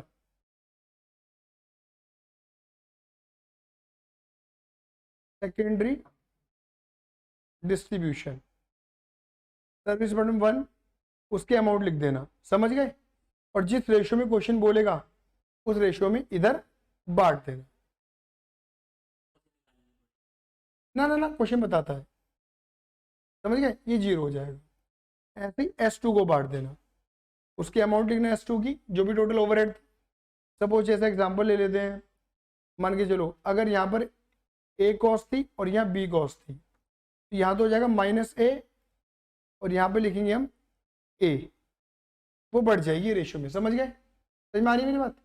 अगर मान S2 में कॉस्ट क्या मानी है मैंने, B, जो भी रेशियो क्वेश्चन बताएगा वो रेशियो लेना, उस रेशियो में P1 P2 और P3 बांट देना, तो ये -B हो जाएगा। फिर क्या कर देना, बस हो गया खत्म। यहाँ पे तुम कुछ करो मत करो, यहाँ पे चाहे 0 करो मत करो कोई फर्क नहीं पड़ता। मेन आप यहाँ पर भी बस इतना निकाल दोगे ना, total overhead, total overhead.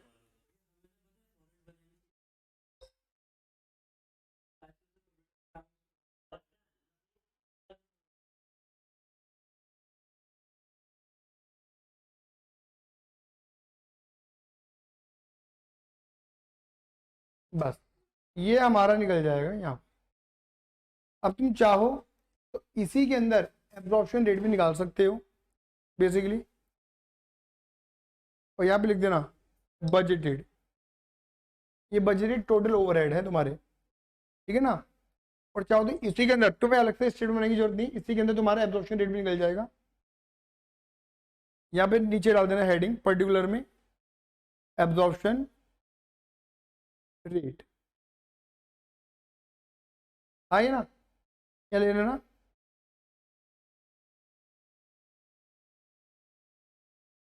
Base on which organization want to calculate AR, ये मतलब एब्जॉर्प्शन रेट, जिसके बेस पे वो निकालना चाहती है।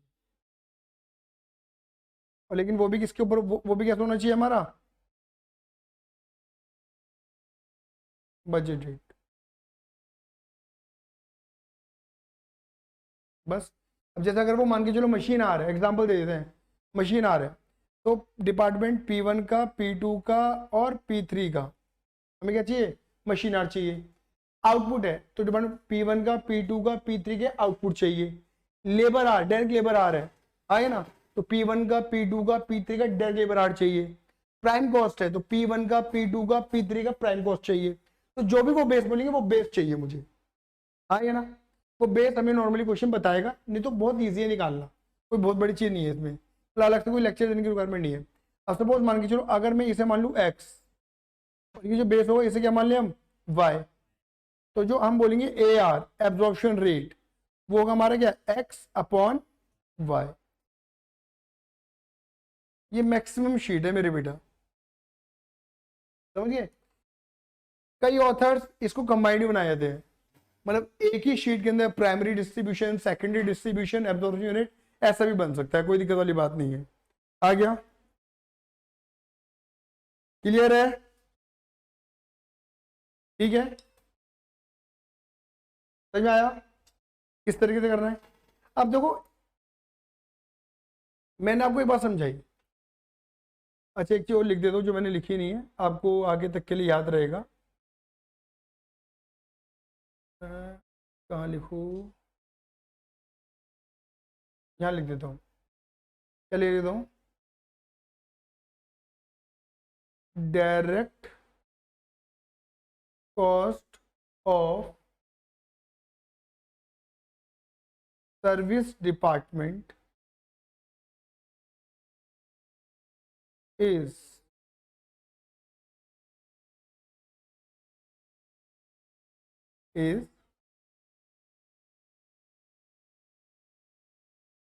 indirect cost for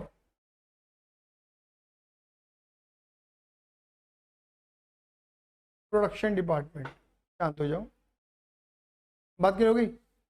मतलब जो डायरेक्ट कॉस्ट है किसकी, सर्विस की, वो इनडायरेक्ट बनेगी किसकी, प्रोडक्शन की। ये मैंने लिख दिया है बेटा, जिससे तुम भूलो ना,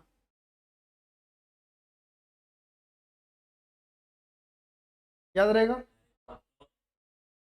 भाई direct cost of service is indirect cost for production, ठीक है,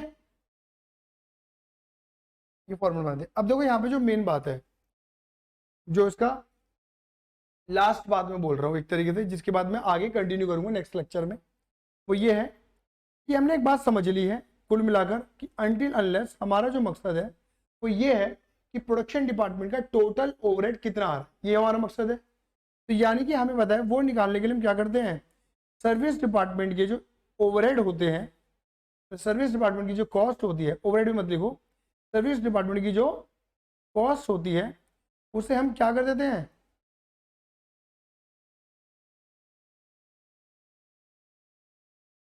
उसको हम अपोर्शमेंट कर देते हैं,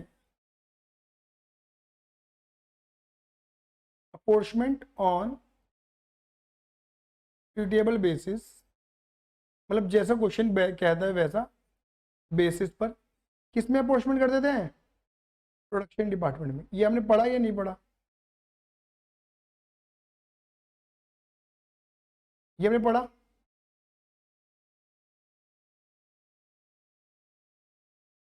बोलो हाँ या ना। ऐसा करते नहीं करते, जल्दी बोलो फटाफट से, हाँ या ना। लेकिन अब पॉइंट यहाँ पे आके टकरा है कि इसमें ना कई मेथड होते हैं इसके बांटने के।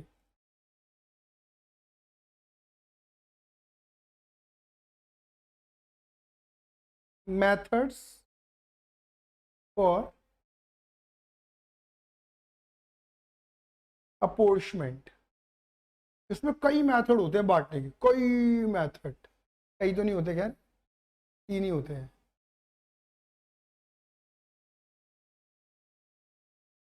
हाँ हाँ भाई, मैं कब मना कर रहा हूँ।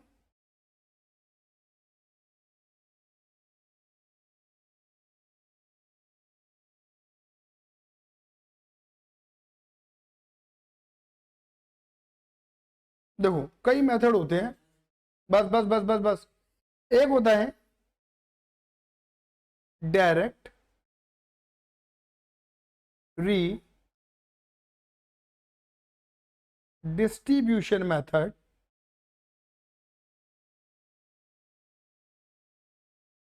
एक होता है नॉन रेसिप्रोकल मेथड, और एक होता है रेसिप्रोकल मेथड। बस, एक होता है डायरेक्ट डिस्ट्रीब्यूशन मेथड, एक होता है नॉन रेसिप्रोकल मेथड, एक होता है रेसिप्रोकल मेथड। ये मेथड ऐसा नहीं कि हर जगह एक ही मेथड अप्लाई होता है। आप समझ पा रहे हैं मेरी बात को। इन मेथडों की उपस्थिति अपने अपने क्वेश्चंस में अलग अलग जगह है, ठीक है ना। इनकी वैरायटी मतलब इनसे ही बनते हैं वैरायटी ऑफ क्वेश्चंस। अब इसके अंदर जो रेसिप्रोकल मेथड है, इसमें दो तरीके के मेथड आते हैं।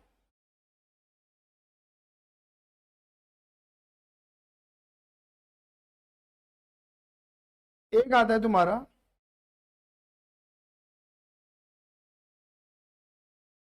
Repeated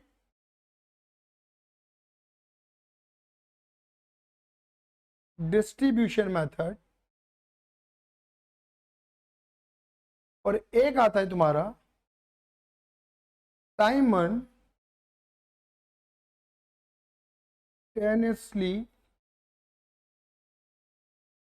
equation method.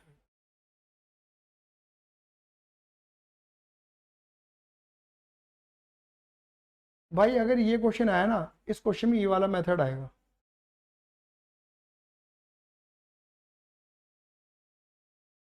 Most important, ये सबसे ज्यादा इंपॉर्टेंट है, क्योंकि इसमें मैथमेटिक्स यूज होती है थोड़ी सी, और टाइम कंज्यूमिंग कम होता है, बाकी सारे टाइम कंज्यूमिंग होते हैं। बात क्लियर हो गई। अब मैं नेक्स्ट चैप्टर में तुम्हें एक तो इसके इस टाइप के इसके हल्के हल्के क्वेश्चंस बना के दिखाऊंगा। बात क्लियर होगी नहीं हो गई। और ये मेथड लगते कहाँ पर हैं मैं तुम्हें ये बताऊंगा। ये मतलब किस टाइप के क्वेश्चन में कौन सा मेथड अप्लाई होता है, ये एक बात आती है। मैंने बोला हाँ, ये ऐसा नहीं कि एक क्वेश्चन में तीनों लग जाएंगे। ये क्वेश्चन ये इनसे इन मेथडों के बेस पर बनते हैं वैरायटी ऑफ क्वेश्चंस। तो इनकी उपस्थिति अपने अपने टाइप के क्वेश्चंस में है। समझ गए, बात क्लियर हो गई। चलिए आज के लिए धन्यवाद। हाँ जी बेटा। तो अब हम बात कर रहे थे मेथड ऑफ अपॉर्चमेंट की। तो हमने बात करी थी कि method of apportionment direct redistribution method होता है, नॉन रेसिप्रोकल मेथड होता है, या रेसिप्रोकल मेथड होता है। फिर रेसिप्रोकल मेथड के अंदर हमारे दो मेथड आ गए थे, कौन सा, रिपीटेड डिस्ट्रीब्यूशन मेथड या साइमल्टेनियसली इक्वेशन मेथड, जो कि मैंने बोला था कि मोस्ट इंपॉर्टेंट है, सबसे ज्यादा ये आ सकता है आपके लिए। आइए ना, ठीक है, ये वाली बात हमने करनी थी। अब देखो मैं इसका क्या है कि इसके बारे में थोड़ा सा नीचे स्पेस दे देता हूँ, ठीक है। यहाँ पर एग्जाम्पल बना बना के लिखूंगा आपके लिए, ठीक है, अलग अलग। मैंने आपको ये बताया था कि ये जो मेथड है इनकी उपस्थिति अपने अपने लेवल के क्वेश्चन में, हर एक मेथड हर एक क्वेश्चन में अप्लाई नहीं होता। हमें क्वेश्चन पढ़ के समझना पड़ेगा कि कौन सा मेथड किस क्वेश्चन में लगने वाला है। तो पहले मैं यहाँ पर एक एग्जाम्पल सेट कर रहा हूँ, एग्जाम्पल नंबर 1, जिसे हम बोलते हैं, ये मैं बना रहा हूँ एग्जाम्पल डायरेक्ट री डिस्ट्रीब्यूशन मेथड।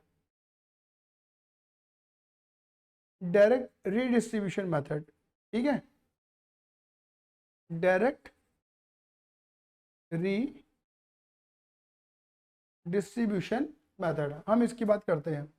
देखो इसमें एग्जांपल क्या है, आपको पता है हमारा पहले स्टेप क्या था, प्राइमरी डिस्ट्रीब्यूशन। यहाँ पर एक्चुअली क्या है, ये जो मेथड लगेंगे ये प्राइमरी डिस्ट्रीब्यूशन पे नहीं लगते, ये मेथड कहाँ पर होते हैं, हमेशा सेकेंडरी डिस्ट्रीब्यूशन पे, इनकी अपॉर्चमेंट के टाइम पर जो होता है, ठीक है ना। तो यहाँ पर जो मैं एग्जाम्पल सेट करूंगा प्राइमरी डिस्ट्रीब्यूशन का नहीं करूंगा, सीधा एग्जाम्पल सेट करूंगा सेकेंडरी डिस्ट्रीब्यूशन से। मेरी बात समझ में आ गई नहीं आ गई? तो यहाँ पर मैं ये मान लेता हूँ कि आपके पास प्रोडक्शन डिपार्टमेंट, एग्जाम्पल है प्रोडक्शन डिपार्टमेंट जो है वो 3 है, और सर्विस डिपार्टमेंट मैं 2 ले लेता हूँ फिलहाल अभी। सर्विस डिपार्टमेंट कितने हैं, 2 हैं, ठीक है। जैसे P1, P2, P3, S1, S2। Randomly मैंने प्राइमरी डिस्ट्रीब्यूशन से जो टोटल ओवरहेड आया, टोटल ओवरहेड ब्रैकेट में लिख देता हूँ, हाँ, जो मेरा पहला स्टेप था, पहले स्टेप करने थे एलोकेटेड कॉस्ट और अपॉर्चमेंट करने से जो मेरा ओवरहेड आया वो मैं मान लेता हूँ कि सपोज यहाँ 50,000 आ रहा है, ये 80,000 आ रहा है, या 70,000 आ रहा है, ऐसे ले लेता है। ये रैंडमली मैंने कुछ भी फिगर लिया है, इमेजिनरी फिगर है, बात क्लियर होगी नहीं हो गई, ठीक है। अब हम बात करते हैं किसकी, सर्विस कॉस्ट की। सपोज मान लो इसकी कॉस्ट 30,000 आ रही है, इसकी कॉस्ट 40,000 आ रही है, ऐसा मान के चलते हैं, बात क्लियर होगी नहीं हो गई। अच्छा, क्वेश्चन के अंदर क्या गिवन है, क्वेश्चन में गिवन होगा कि सर्विस डिपार्टमेंट 20% सर्विस देता है P1 को, 50% देता है P2 को, और 30% देता है P3 को, समझ गए। सर्विस डिपार्टमेंट 2 जो है वो 30% सर्विस देता है इसको, 40% सर्विस देता है इसको, और 30% सर्विस देता है इसको, बात क्लियर होगी नहीं हो गई। ऐसे ये जो परसेंटेज है ये क्वेश्चन ऑलरेडी बताएगा, बात क्लियर होगी नहीं हो गई, इसमें आपको टेंशन बिल्कुल भी नहीं लेनी। तो अब अगर मैं यहाँ पर बात करूँ ना कि अगर आप यहाँ पे लिख दिया शो, ये कैलकुलेट करते हैं, कैलकुलेट टोटल ओवरहेड या after secondary distribution, secondary distribution में कितने ओवरहेड आपके आएंगे टोटल, या आप ऐसे भी कह सकते हैं जो आपने बोला टोटल ओवरहेड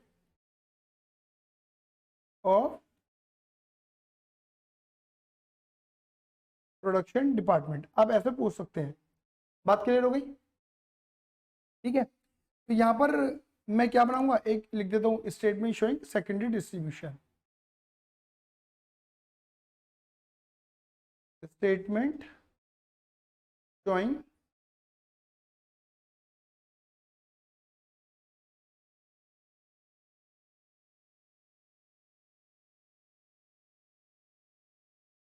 सेकेंडरी डिस्ट्रीब्यूशन।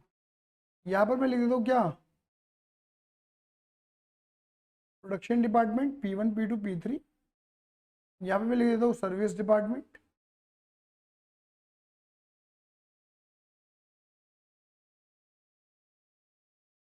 ठीक है, P1, P2, P3, S1 और S2, इनके जो हमें ओवरहेड दे रखे हैं, टोटल ओवरहेड जो हमें दे रखे हैं वो उठा के लिख दो, 50, 80, 70, 30, 40, 50, 80, 70,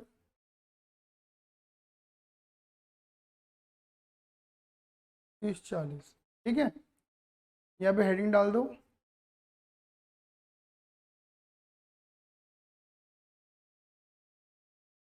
सेकेंडरी डिस्ट्रीब्यूशन, ठीक है, S1 और S2, ठीक है। आप यहाँ पे क्या कर सकते हो बताओ, इसका रेशियो बना सकते हैं हम 2, 5 और 3, ठीक है। आप रेशियो बना सकते हो, यहाँ पर रेशियो लिख देता हूँ मैं, 2, 5 और 3। ऐसे ही S2 का बताओ, S2 का रेशियो बनेगा 3, 4, 3। सही बात है ना। परसेंटेज मत लगाओ, रेशियो बना दो 3, 4 और 3। अब क्या करो, ये जो कॉस्ट है 3000 को 2, 5, 3 में बांट दो। बांटने जरा, अगर बांट सको तो ये 10 आ जाएगा। ये आ जाएगा तुम्हारा 6000, और ये 15, और ये 9। सही है ना। और देखो ऑब्वियसली बात है, जब ये बढ़ गया तो ये अमाउंट यहाँ पे क्या हो जाएगी, ऑटोमेटिक नेगेटिव, जीरो हो जाएगी, माइनस हो जाएगी। ऐसे 40,000 को बांट दो, 12, 16 और 12। सही कह रहा हूँ। ऐसे ये कर दो यहाँ पर 40, तो ये तो ऑटोमेटिक क्या हो जाएंगी, जीरो, क्योंकि ये कॉस्ट इधर एलोकेट हो गई है, प्रोडक्शन डिपार्टमेंट में चली गई है। इनको ऐड कर दो।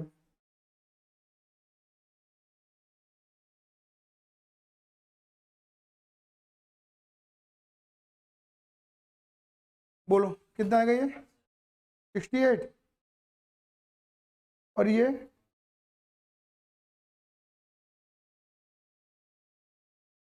1,11,000, और ये 91। समझ में आ गया, बात करोगी। इसे बोलते हैं डायरेक्ट रीडिस्ट्रीब्यूशन मेथड। अब ये आप समझो, क्वेश्चन यहाँ पे क्वेश्चन क्या कहा, यानी कि पता है क्या है कि यहाँ पे सर्विस डिपार्टमेंट जो है वो अपनी सर्विस खाली प्रोडक्शन डिपार्टमेंट को ही दे रहे हैं, एक दूसरे को नहीं देते सर्विस। ये समझ गए ना। तो यानी कि हम ये बात समझ गए कि भाई जो डायरेक्ट डिस्ट्रीब्यूशन मेथड है वो कहाँ पर, बोलो फटाफट से, व्हेन, हाँ when service department gives services to production department only. समझ गए। तो ये मेथड हमें अप्लाई होगा। क्लियर है, कोई दिक्कत नहीं है यहाँ पर हमें। बहुत बढ़िया। अब आते कौन सा method, non reciprocal method. Clear है यहाँ तक। ये आता है हमारा example number 2, non reciprocal method की। मैंने ऊपर वाले क्वेश्चन को ही क्या करा है, कॉपी पेस्ट करा है, बस मैंने इसको थोड़ा समझाने के लिए, ठीक है ना, एक सर्विस डिपार्टमेंट और बढ़ा दिया है तुम्हारे लिए। मतलब मैंने क्या कर दिया है, एक S3 और दे दिया है। अब मैं यहाँ पर क्या करूंगा, सिर्फ परसेंटेज का दायरा चेंज करूंगा। बात क्लियर हो गई। अभी अभी अभी ये ठीक है। अब देखो, इसमें मैं ये मान रहा हूं कि जो सर्विस डिपार्टमेंट नंबर 2 है, यहाँ पे S1 S3 और S3 और लिख दे रहा हूँ। क्लियर है। अब पहले मैं क्वेश्चन बना रहा हूँ, यहाँ पर ये लिख रहा हूँ कि जो सर्विस डिपार्टमेंट नंबर 2 है वो अपनी सर्विस देता है 20% यहाँ, 30% यहाँ, 30% यहाँ। कितने हो गए ये, 80 हो गए। एक काम करो, इसे करो 20%, इसे करो 10%, इसे करो, हो गए 20%। हो गया पूरा, हो गया। सही है। देखो S2 को तो देगा ही नहीं ना सर्विस, दूसरों को देगा। ठीक है जी। अब अब जो S3 है, अब जो S3 है वो अपनी सर्विस देता है। हाँ जी।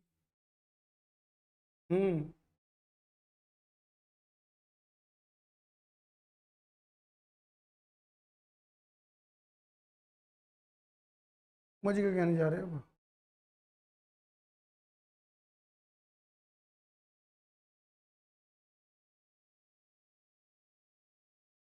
ठीक है। जो सर्विस डिपार्टमेंट 3 है वो अपनी सर्विस देता है, मान के 30% यहाँ, 20% यहाँ, 30% यहाँ। हो गया, 80 हो गए ये। ठीक है। 10% यहाँ, 10% हो गया।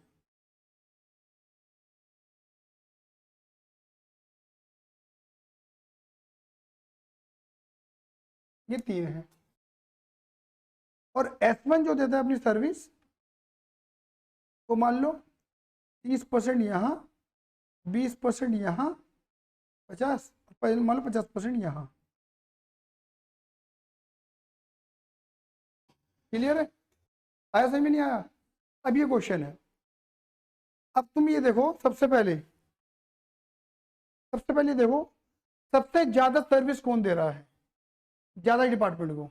S2। S2 सबसे ज्यादा डिपार्टमेंट कवर कर रहा है, फिर कर रहा है S3, और फिर कर रहा है S1। ऐसा है? ऐसा ही है, ये नहीं है? तो यहाँ पर अगेन सवाल हमारा वही है, सवाल हमारा वही रहे,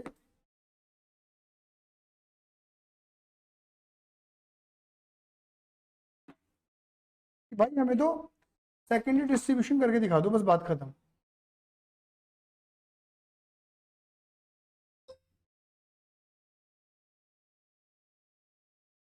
हमें तो ये करके दिखा दो, क्लियर ही नहीं है? अब अगेन हम यहाँ पे क्या करेंगे, एक स्टेटमेंट बनाएंगे,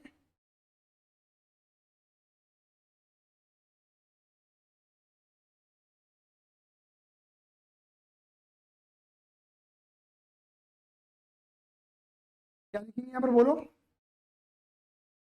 स्टेटमेंट शोइंग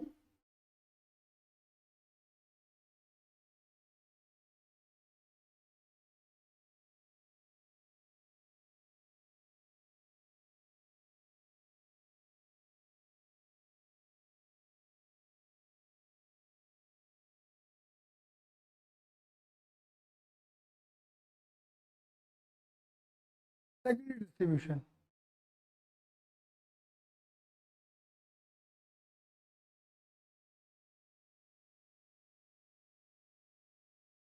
प्रोडक्शन डिपार्टमेंट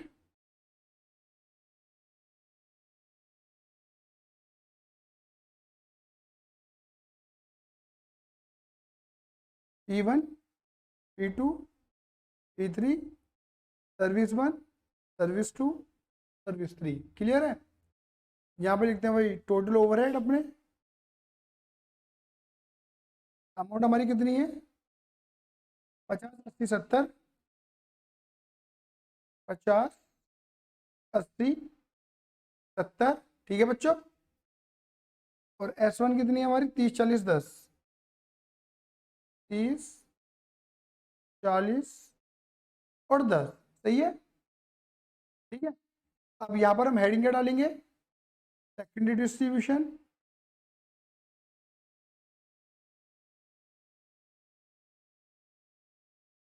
अब देखो यहाँ पे ना सीक्वेंस में मत पकड़ना, S1 S2 S3, सबसे ज्यादा सर्विस कौन दे रहा है? तो पहले S2 बांटेंगे, बांटो S2।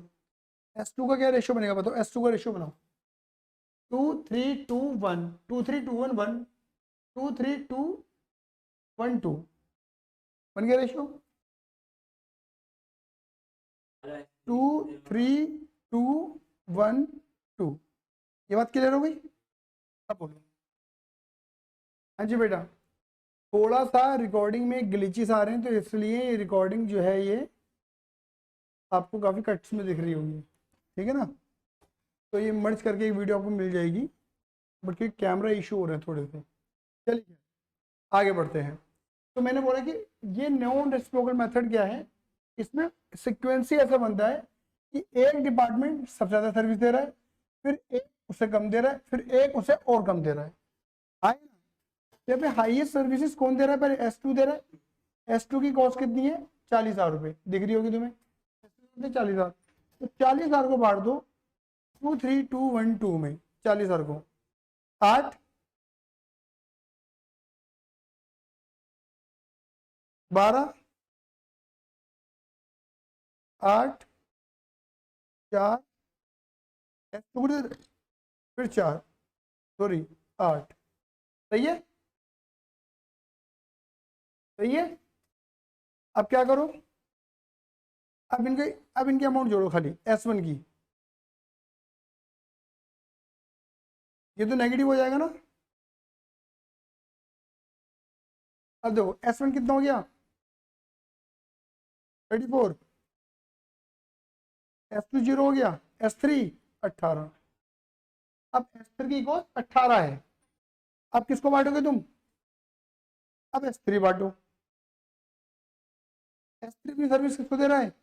P1 P2 P3 S1 को, किस रेशियो में? 3 2 3 2, सही है?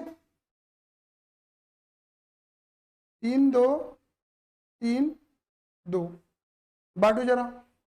18,000 को बांटो 3 2 में बेटा, करो फटाफट दे।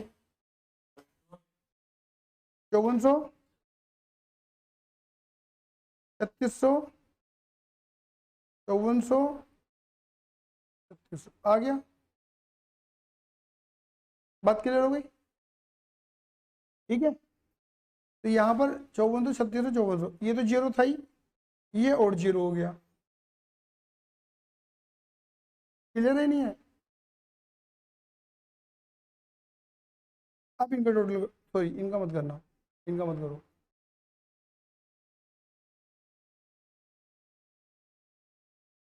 करो इनका, करो टोटल अब।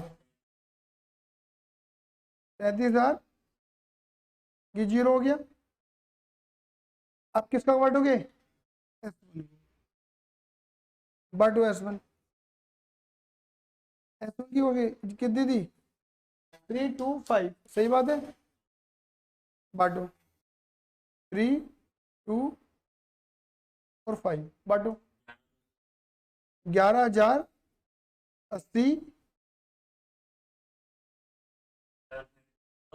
7520, आधा कर दे आधा, 18,800। तो ये 37,600 तुम्हारा क्या हो जाएगा? ये जीरो। ये क्या हो गया? ये सब सारे सर्विस डिपार्टमेंट कॉस्ट बढ़ गई, ये अल्टीमेट जीरो हो गए। अब बस इनका निकाल दो टोटल ओवरहेड।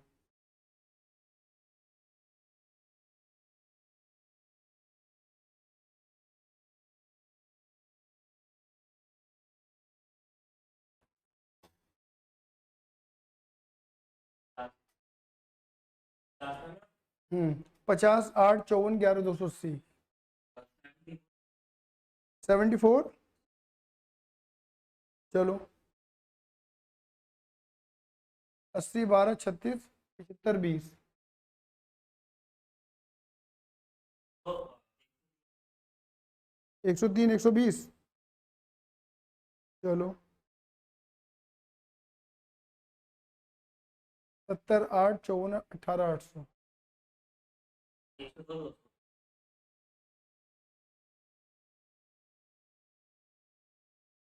ठीक है, बात क्लियर हो गई? इस तरीके से तो अब आप समझ गए, इसे बोलते हैं non reciprocal method. Non reciprocal का मतलब है कि इसमें कॉस्ट बार बार एलोकेट नहीं हो रही। इसका मतलब ये है, यहाँ पर हम क्या लिख सकते हैं, ये मेथड कहाँ पे अप्लाई होता है? इसका मेथड,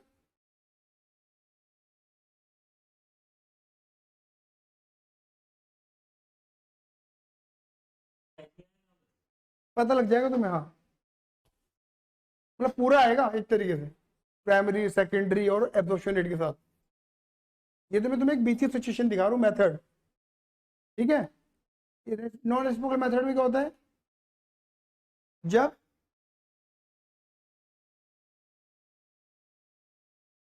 ऐसे लिखते हैं, when one service department gives their services to production department and other service department, या अदर की जगह लिख देते हैं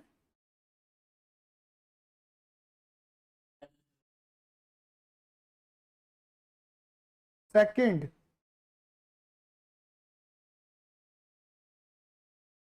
service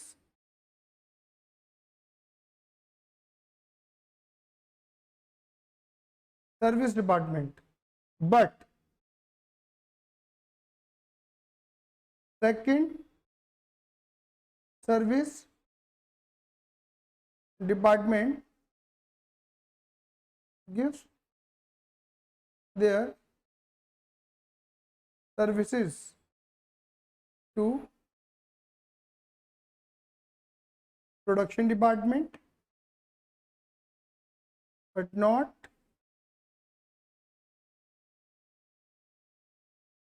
giving to first one service department. समझ गए? कहानी यही है कि जब एक सर्विस डिपार्टमेंट दूसरे सर्विस डिपार्टमेंट को सर्विस देता है, लेकिन दूसरा पहले वाले को नहीं देता, सर्विस टेकर तो है, गिवर नहीं हो रहे। यहाँ पे तुम देखोगे मेरे एग्जांपल में दिख रहा होगा कि S1 जो है, S2 जो है, सॉरी एग्जांपल चलते हैं, S2 जो था वो S1 और S3 को दे रहा था, लेकिन S3 S1 को दे रहा था, S2 को नहीं दे रहा था, और S1 किसी को भी नहीं दे रहा। समझ गए? इसे स्टेप लेडर मेथड भी कहते हैं। इसे क्या कहते हैं? Step ladder. यहाँ पे तुम्हें दिखेगी नहीं स्टेप लेडर, एक मतलब सीढ़ी बनी हुई नहीं दिखेगी तुम्हें यहाँ पर, ठीक है? नहीं तो टेक्निकली क्या होता है, अगर मैं यहाँ पे एग्जांपल तुम्हें ऐसे सेट आउट करता ना कि S1 सर्विस दे रहा है P1 P2 P3 को, और S2 को, S2 सर्विस दे रहा है P1 P2 P3 को, S1 को और S3 को, इस तरह से बना था, तो तुम्हें यहाँ पे प्रूफ करता है कि सीढ़ी बन रही है ऑटोमेटिकली। इसलिए हम इसे नाम देते हैं स्टेप लैडर मेथड। क्या नाम देते हैं इसे हम? मतलब एक सीढ़ी नुमा आकार बनता है इसका, स्टेप लैडर मेथड।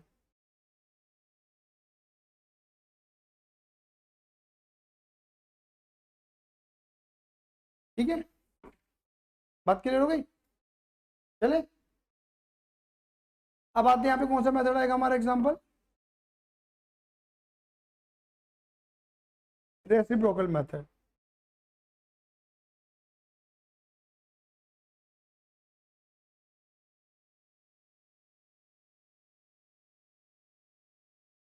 ठीक है, अब इसमें एग्जांपल हम वही ले लेते, ऊपर वाला।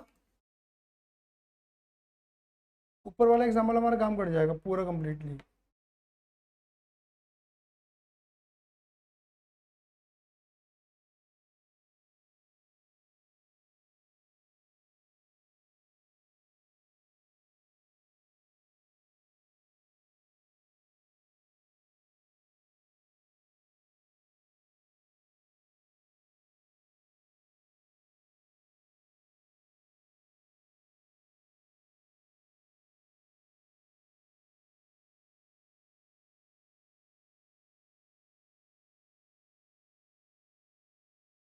ठीक है, क्लियर बच्चे?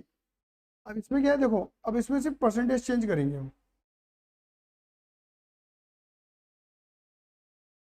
मान लो S1 सर्विस देता है 25% इसे, 30% इसे, 25% इसे, कितना बच गया?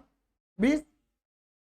20% S2 को देता है सर्विस, ये देता है 30%, 30%, 30 हो गया, 60, 30% और 10%। डन। ये है रेसिप्रोकल मेथड। क्लियर है? ये रेसिप्रोकल मेथड है। इस ये मेथड कब अप्लाई होता है? जब दो डिपार्टमेंट मान के चलो और दोनों एक दूसरे को सर्विस दे रहे हो। बात क्लियर हो गई? ये मेथड तब अप्लाई होता है हमारे। बात क्लियर हो गई? चलो आ जाओ बनाते हैं। क्या लिखेंगे यहाँ पर हम? अब इसमें हमारे पास ना दो मेथड हैं, एक तो इक्वेशन मेथड और एक है रिपीटेड डिस्ट्रीब्यूशन मेथड। तो पहले कौन सा लगा दें?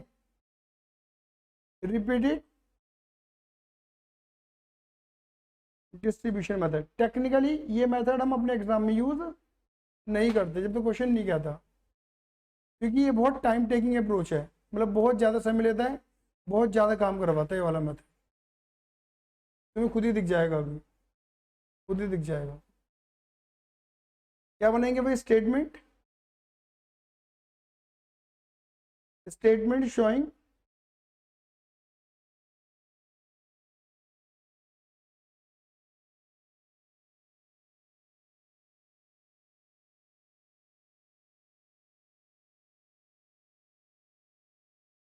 Secondary distribution. ठीक है, यहाँ पे लिखेंगे हम क्या? Production department. यहाँ पे क्या लिखेंगे? Service department. बात क्लियर हो गई? यहाँ पे लिखेंगे P1 P2 P3, यहाँ पे लिखेंगे S1 और S2। ठीक है, यहाँ पे लिख देंगे टोटल ओवरहेड। ठीक है, अब बताओ 50 80 70, 50 80 70 30 और 40। डन है। चलो यहाँ पे हेडिंग क्या डालेंगे?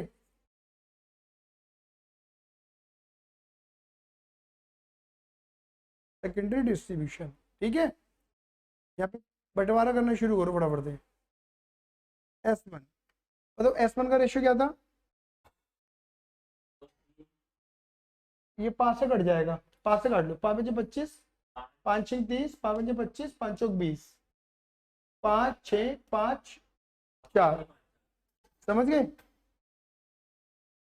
क्या था? 5 6 5 4, 5 6 5 4। बताओ S1 की कॉस्ट कितनी है? हेल्प करो मेरी फटाफट। है बेटा का 5 6 5 7500, ये भी 7500 आएगा। 9000 है, ऐसे आएगा। कोई गलती तो नहीं कर रहा मैं यहाँ पर? ठीक है, अब क्या करो? इनका टोटल करो। ये 0 हो गया, ये कितना हो गया? आप किसको बांट दें?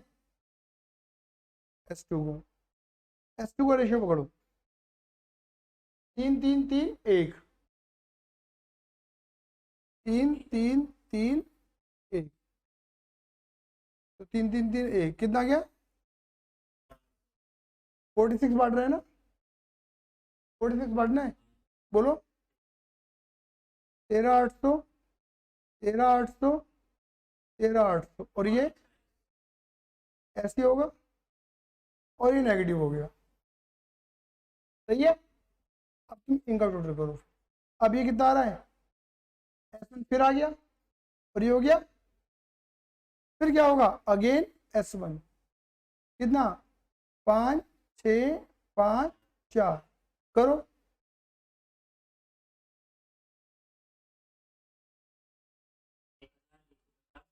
एक 1150,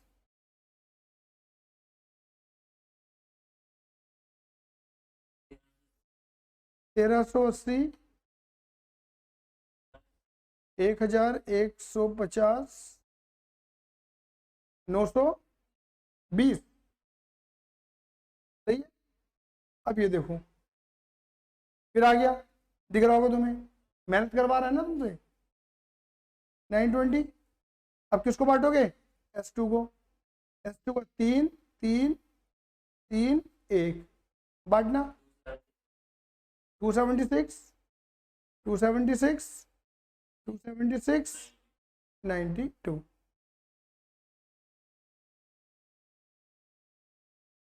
ठीक है, अब कितना आ गया?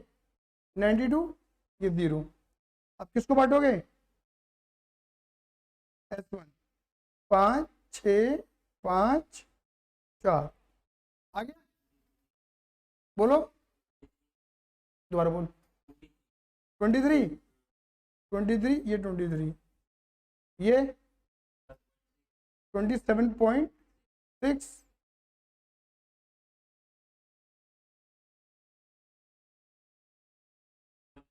Eighteen point 4। ठीक है,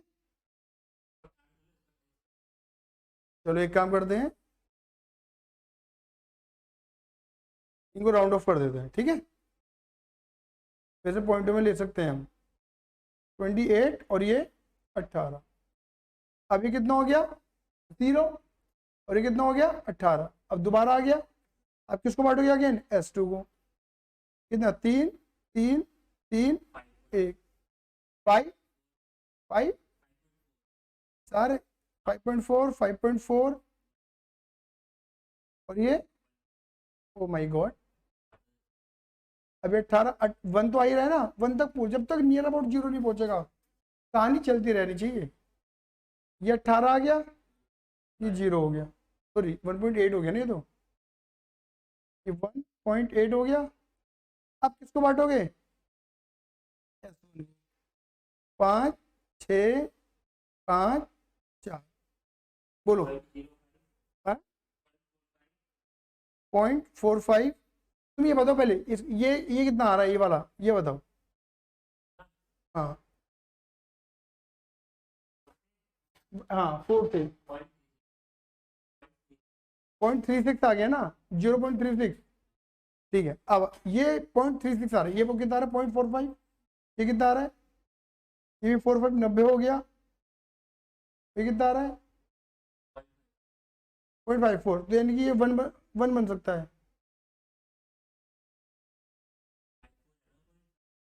0.54, ये 0.6 बन सकता है। करना जरा एक बार, 0.45 45 0.54, ये 0.6 45 9 हो गया। अच्छा 0.6 1.5 और, ठीक है ना। तो हम एक काम करते हैं,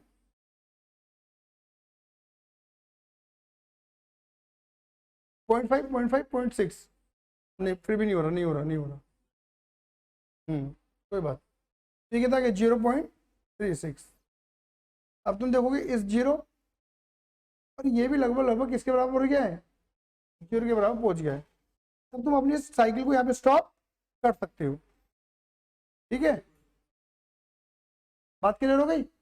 अब इनको जोड़ना शुरू करो यहाँ से, 50,000 जोड़, 7500, 13,800, 1150, 276, 23, 5.4, 0.45, 72, 754, 0.85, चलो इतना लिख देते हैं, पॉइंट भी लिख देते, कोई दिक्कत नहीं है। अब इसे ये जोड़ो, 90 80 9, 13,800, 1380, 276, 28, 5.4,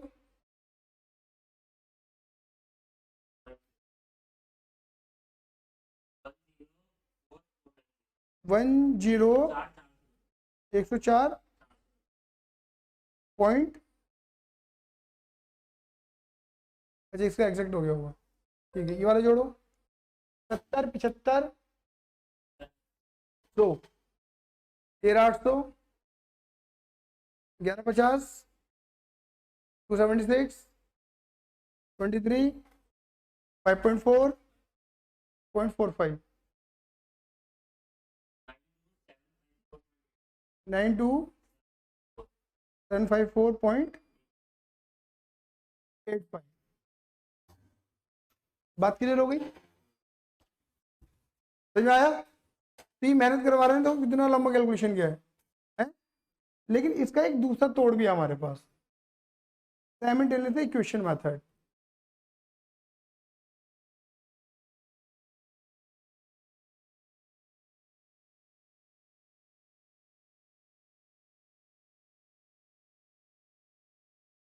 साइमल्टेनियसली इक्वेशन मेथड,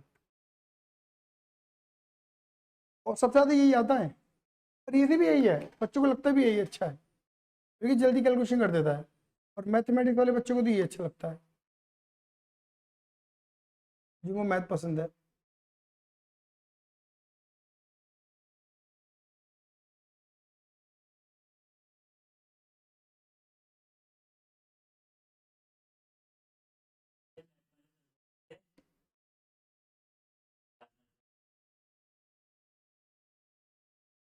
अच्छा, अब तो आपको ये काम करना है, आपको पता है S1 S2 को सर्विस देता है, S2 S1 को सर्विस देता है, ऐसा है। तो यहाँ पर तुम्हें क्या करना है, इसको सॉल्व करने से पहले इसके लिए बनानी पड़ेगी तुम्हें छोटी सी,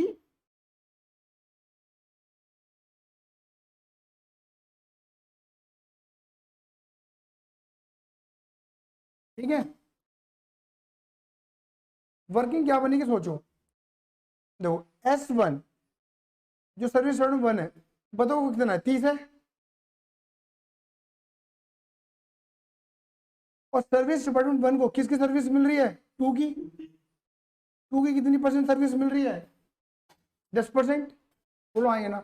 तो क्या मैं ऐसा कह सकता हूं कि S1 टोटल कितना होगा, इधर प्लस 0.10 ऑफ S2, सही क्या, मैं S1 S2 को एक्स वाई मान के भी कर सकता हूँ, कोई दिक्कत नहीं है। अच्छा S2 की सर्विस कितनी है, बोलो बराबर दे,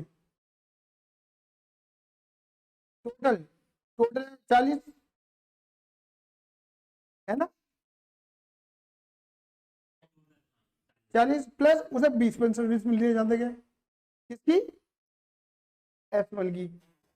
दो इक्वेशन हमारे पास आ गई, नहीं आ गई, इक्वेशन 1 हमारे पास है और इक्वेशन 2 हमारे पास है, क्लियर है। तो हम इसे क्या कर सकते हैं, सॉल्व कर सकते हैं, क्या करते हैं, 2 - 1 कर दे, तो 2 - 1, क्या लिखें, S2 is equal to 40 plus 0.2 of S1, S1 is equal to 30, लेकिन माइनस करके नहीं आएगा आंसर, हमें पुट करना पड़ेगा,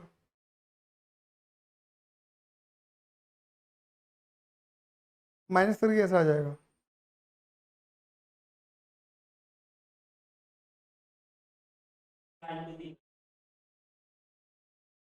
रहने दो, इसी फॉर्मेट में लेके चलते हैं, जो नॉन मैथ वाले बच्चे कर लें, ऐसा कर सकते हैं, put equation 1 in equation 2, S2 equal, बहुत नॉन मैथ कर दी ना मैंने। अब S1 की जगह मैं क्या लिख सकता हूँ, तीसरा प्लस पॉइंट, मैंने S1 की जगह ये लिख दिया है ना, ये क्लियर है। अब इसको नॉन मैथ वाले बच्चे आराम से सोल्व कर लेंगे, कोई दिक्कत नहीं आने की उन्हें, 40,000 प्लस बोलो ये कितना है, 6,000, इतनी बड़ी दिक्कत है यार, कितना है, और ये पॉइंट, ये S2 सही बात है, S2 को उधर ले जाए, क्या आएगा 0.98, ये आएगा, और ये कितना हो जाएगा हमारा, बोलो फटाफट से, S2 बोलो कितना आएगा हमारा,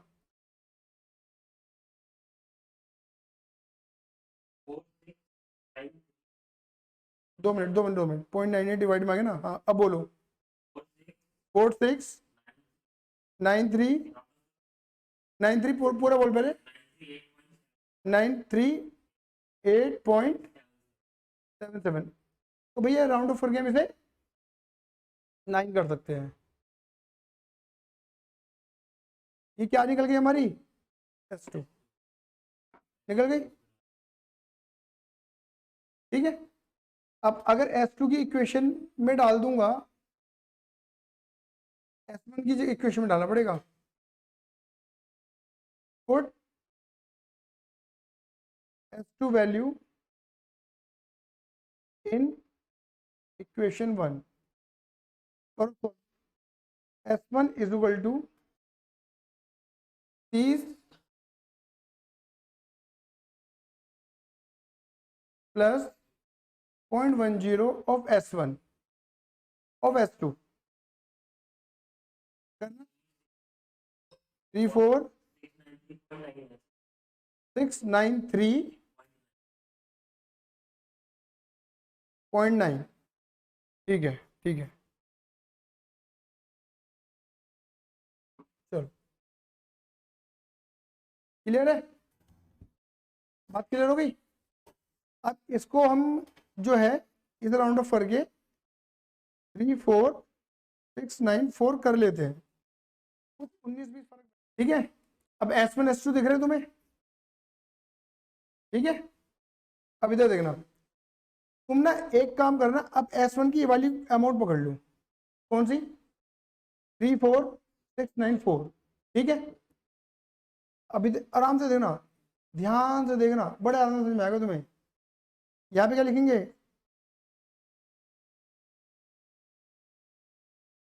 सेकेंडरी डिस्ट्रीब्यूशन, S1 का रेशियो कितना था, याद है,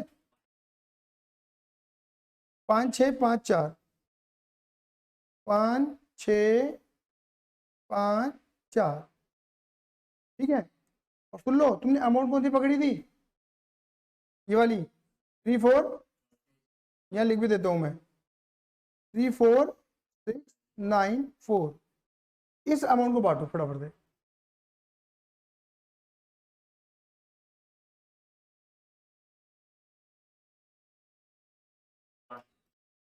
एट सिक्स सेवन सिक्स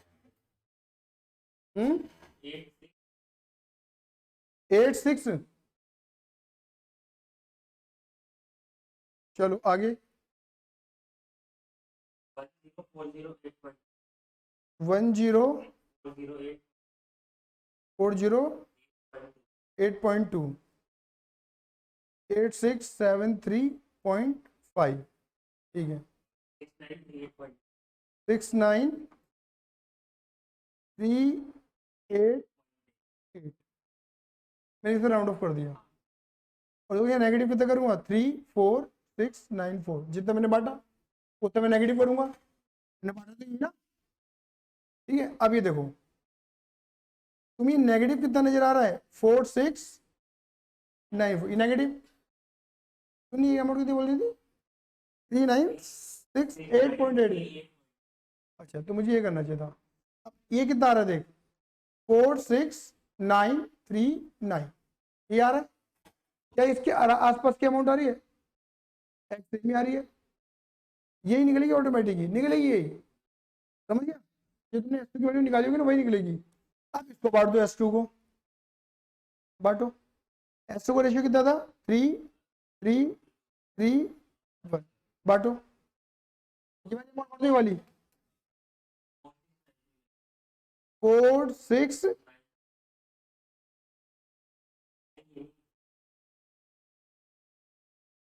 1408 14, एक मिनट,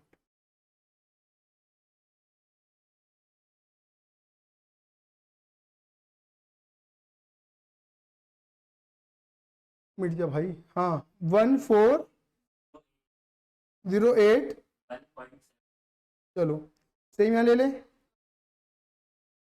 सेम यहाँ ले ले, 4694 कर दूं, और ये तो नेगेटिव हो जाएगा, सही बात है। अब खुद देखो ऑटोमेटिक, देखो ये ऑटोमेटिक क्या निकल रहे हैं, ये देखो 0, और ये भी ऑटोमेटिक क्या निकलेंगे, 2 स्टेप पे खत्म कहानी, इक्वेशन पूरी खत्म हमारी, समझ गया, ये वाला बहुत आसान है, इसे जोड़ दो, 72.2, ऊपर कितना आ रहा था, ऊपर भी लगभग इतना ही आ रहा था, 72,755, 72,755, क्लियर है, आंसर के आसपास ही आ रहा है ना,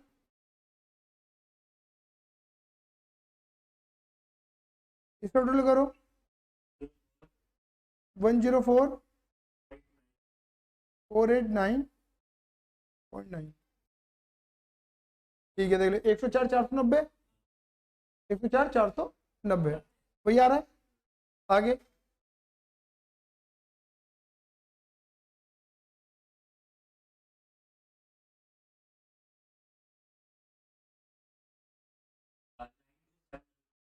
$92,755.2, ये भी देख लो, 92,755.85, वही 55 आ गया, 92,755 यहाँ आ गया, बट इक्वेशन मेथड ज़्यादा बेटर है हमारे लिए। बस ये ध्यान रखना, थोड़ा सा यहाँ पे ध्यान रखना है कि जो अमाउंट यहाँ बट निकलती है ना, उसी अमाउंट को बांटना है हमें। हाँ, S1 की S2 की तुम किसी की बांट सकते हो, ऐसा नहीं है कि तुम्हें S1 की बांटना है, तुम्हें S2 की बांट दो तो S2 नेगेटिव हो जाएगा, तो ऑटोमेटिक ये समझ गए। तो एक फिगर ऑटोमेटिक नेगेटिव आती है लेकिन वो बाद में जीरो हो जाती है, समझ गए। तो ये हमारी इक्वेशन मेथड पूरे खत्म हुए, समझ गए, ठीक है। वीडियो कई मल्टीपल टाइम्स में बनी है, मतलब ज्वाइंट करके आपको दूंगा, बहुत सारे ब्रेक्स आए हैं इसमें, ठीक है ना, ड्यू टू लाइट फ्लक्चुएशन, उसके लिए माफी। आज के धन्यवाद, सी यू, लव यू, जय हिंद, जय भारत।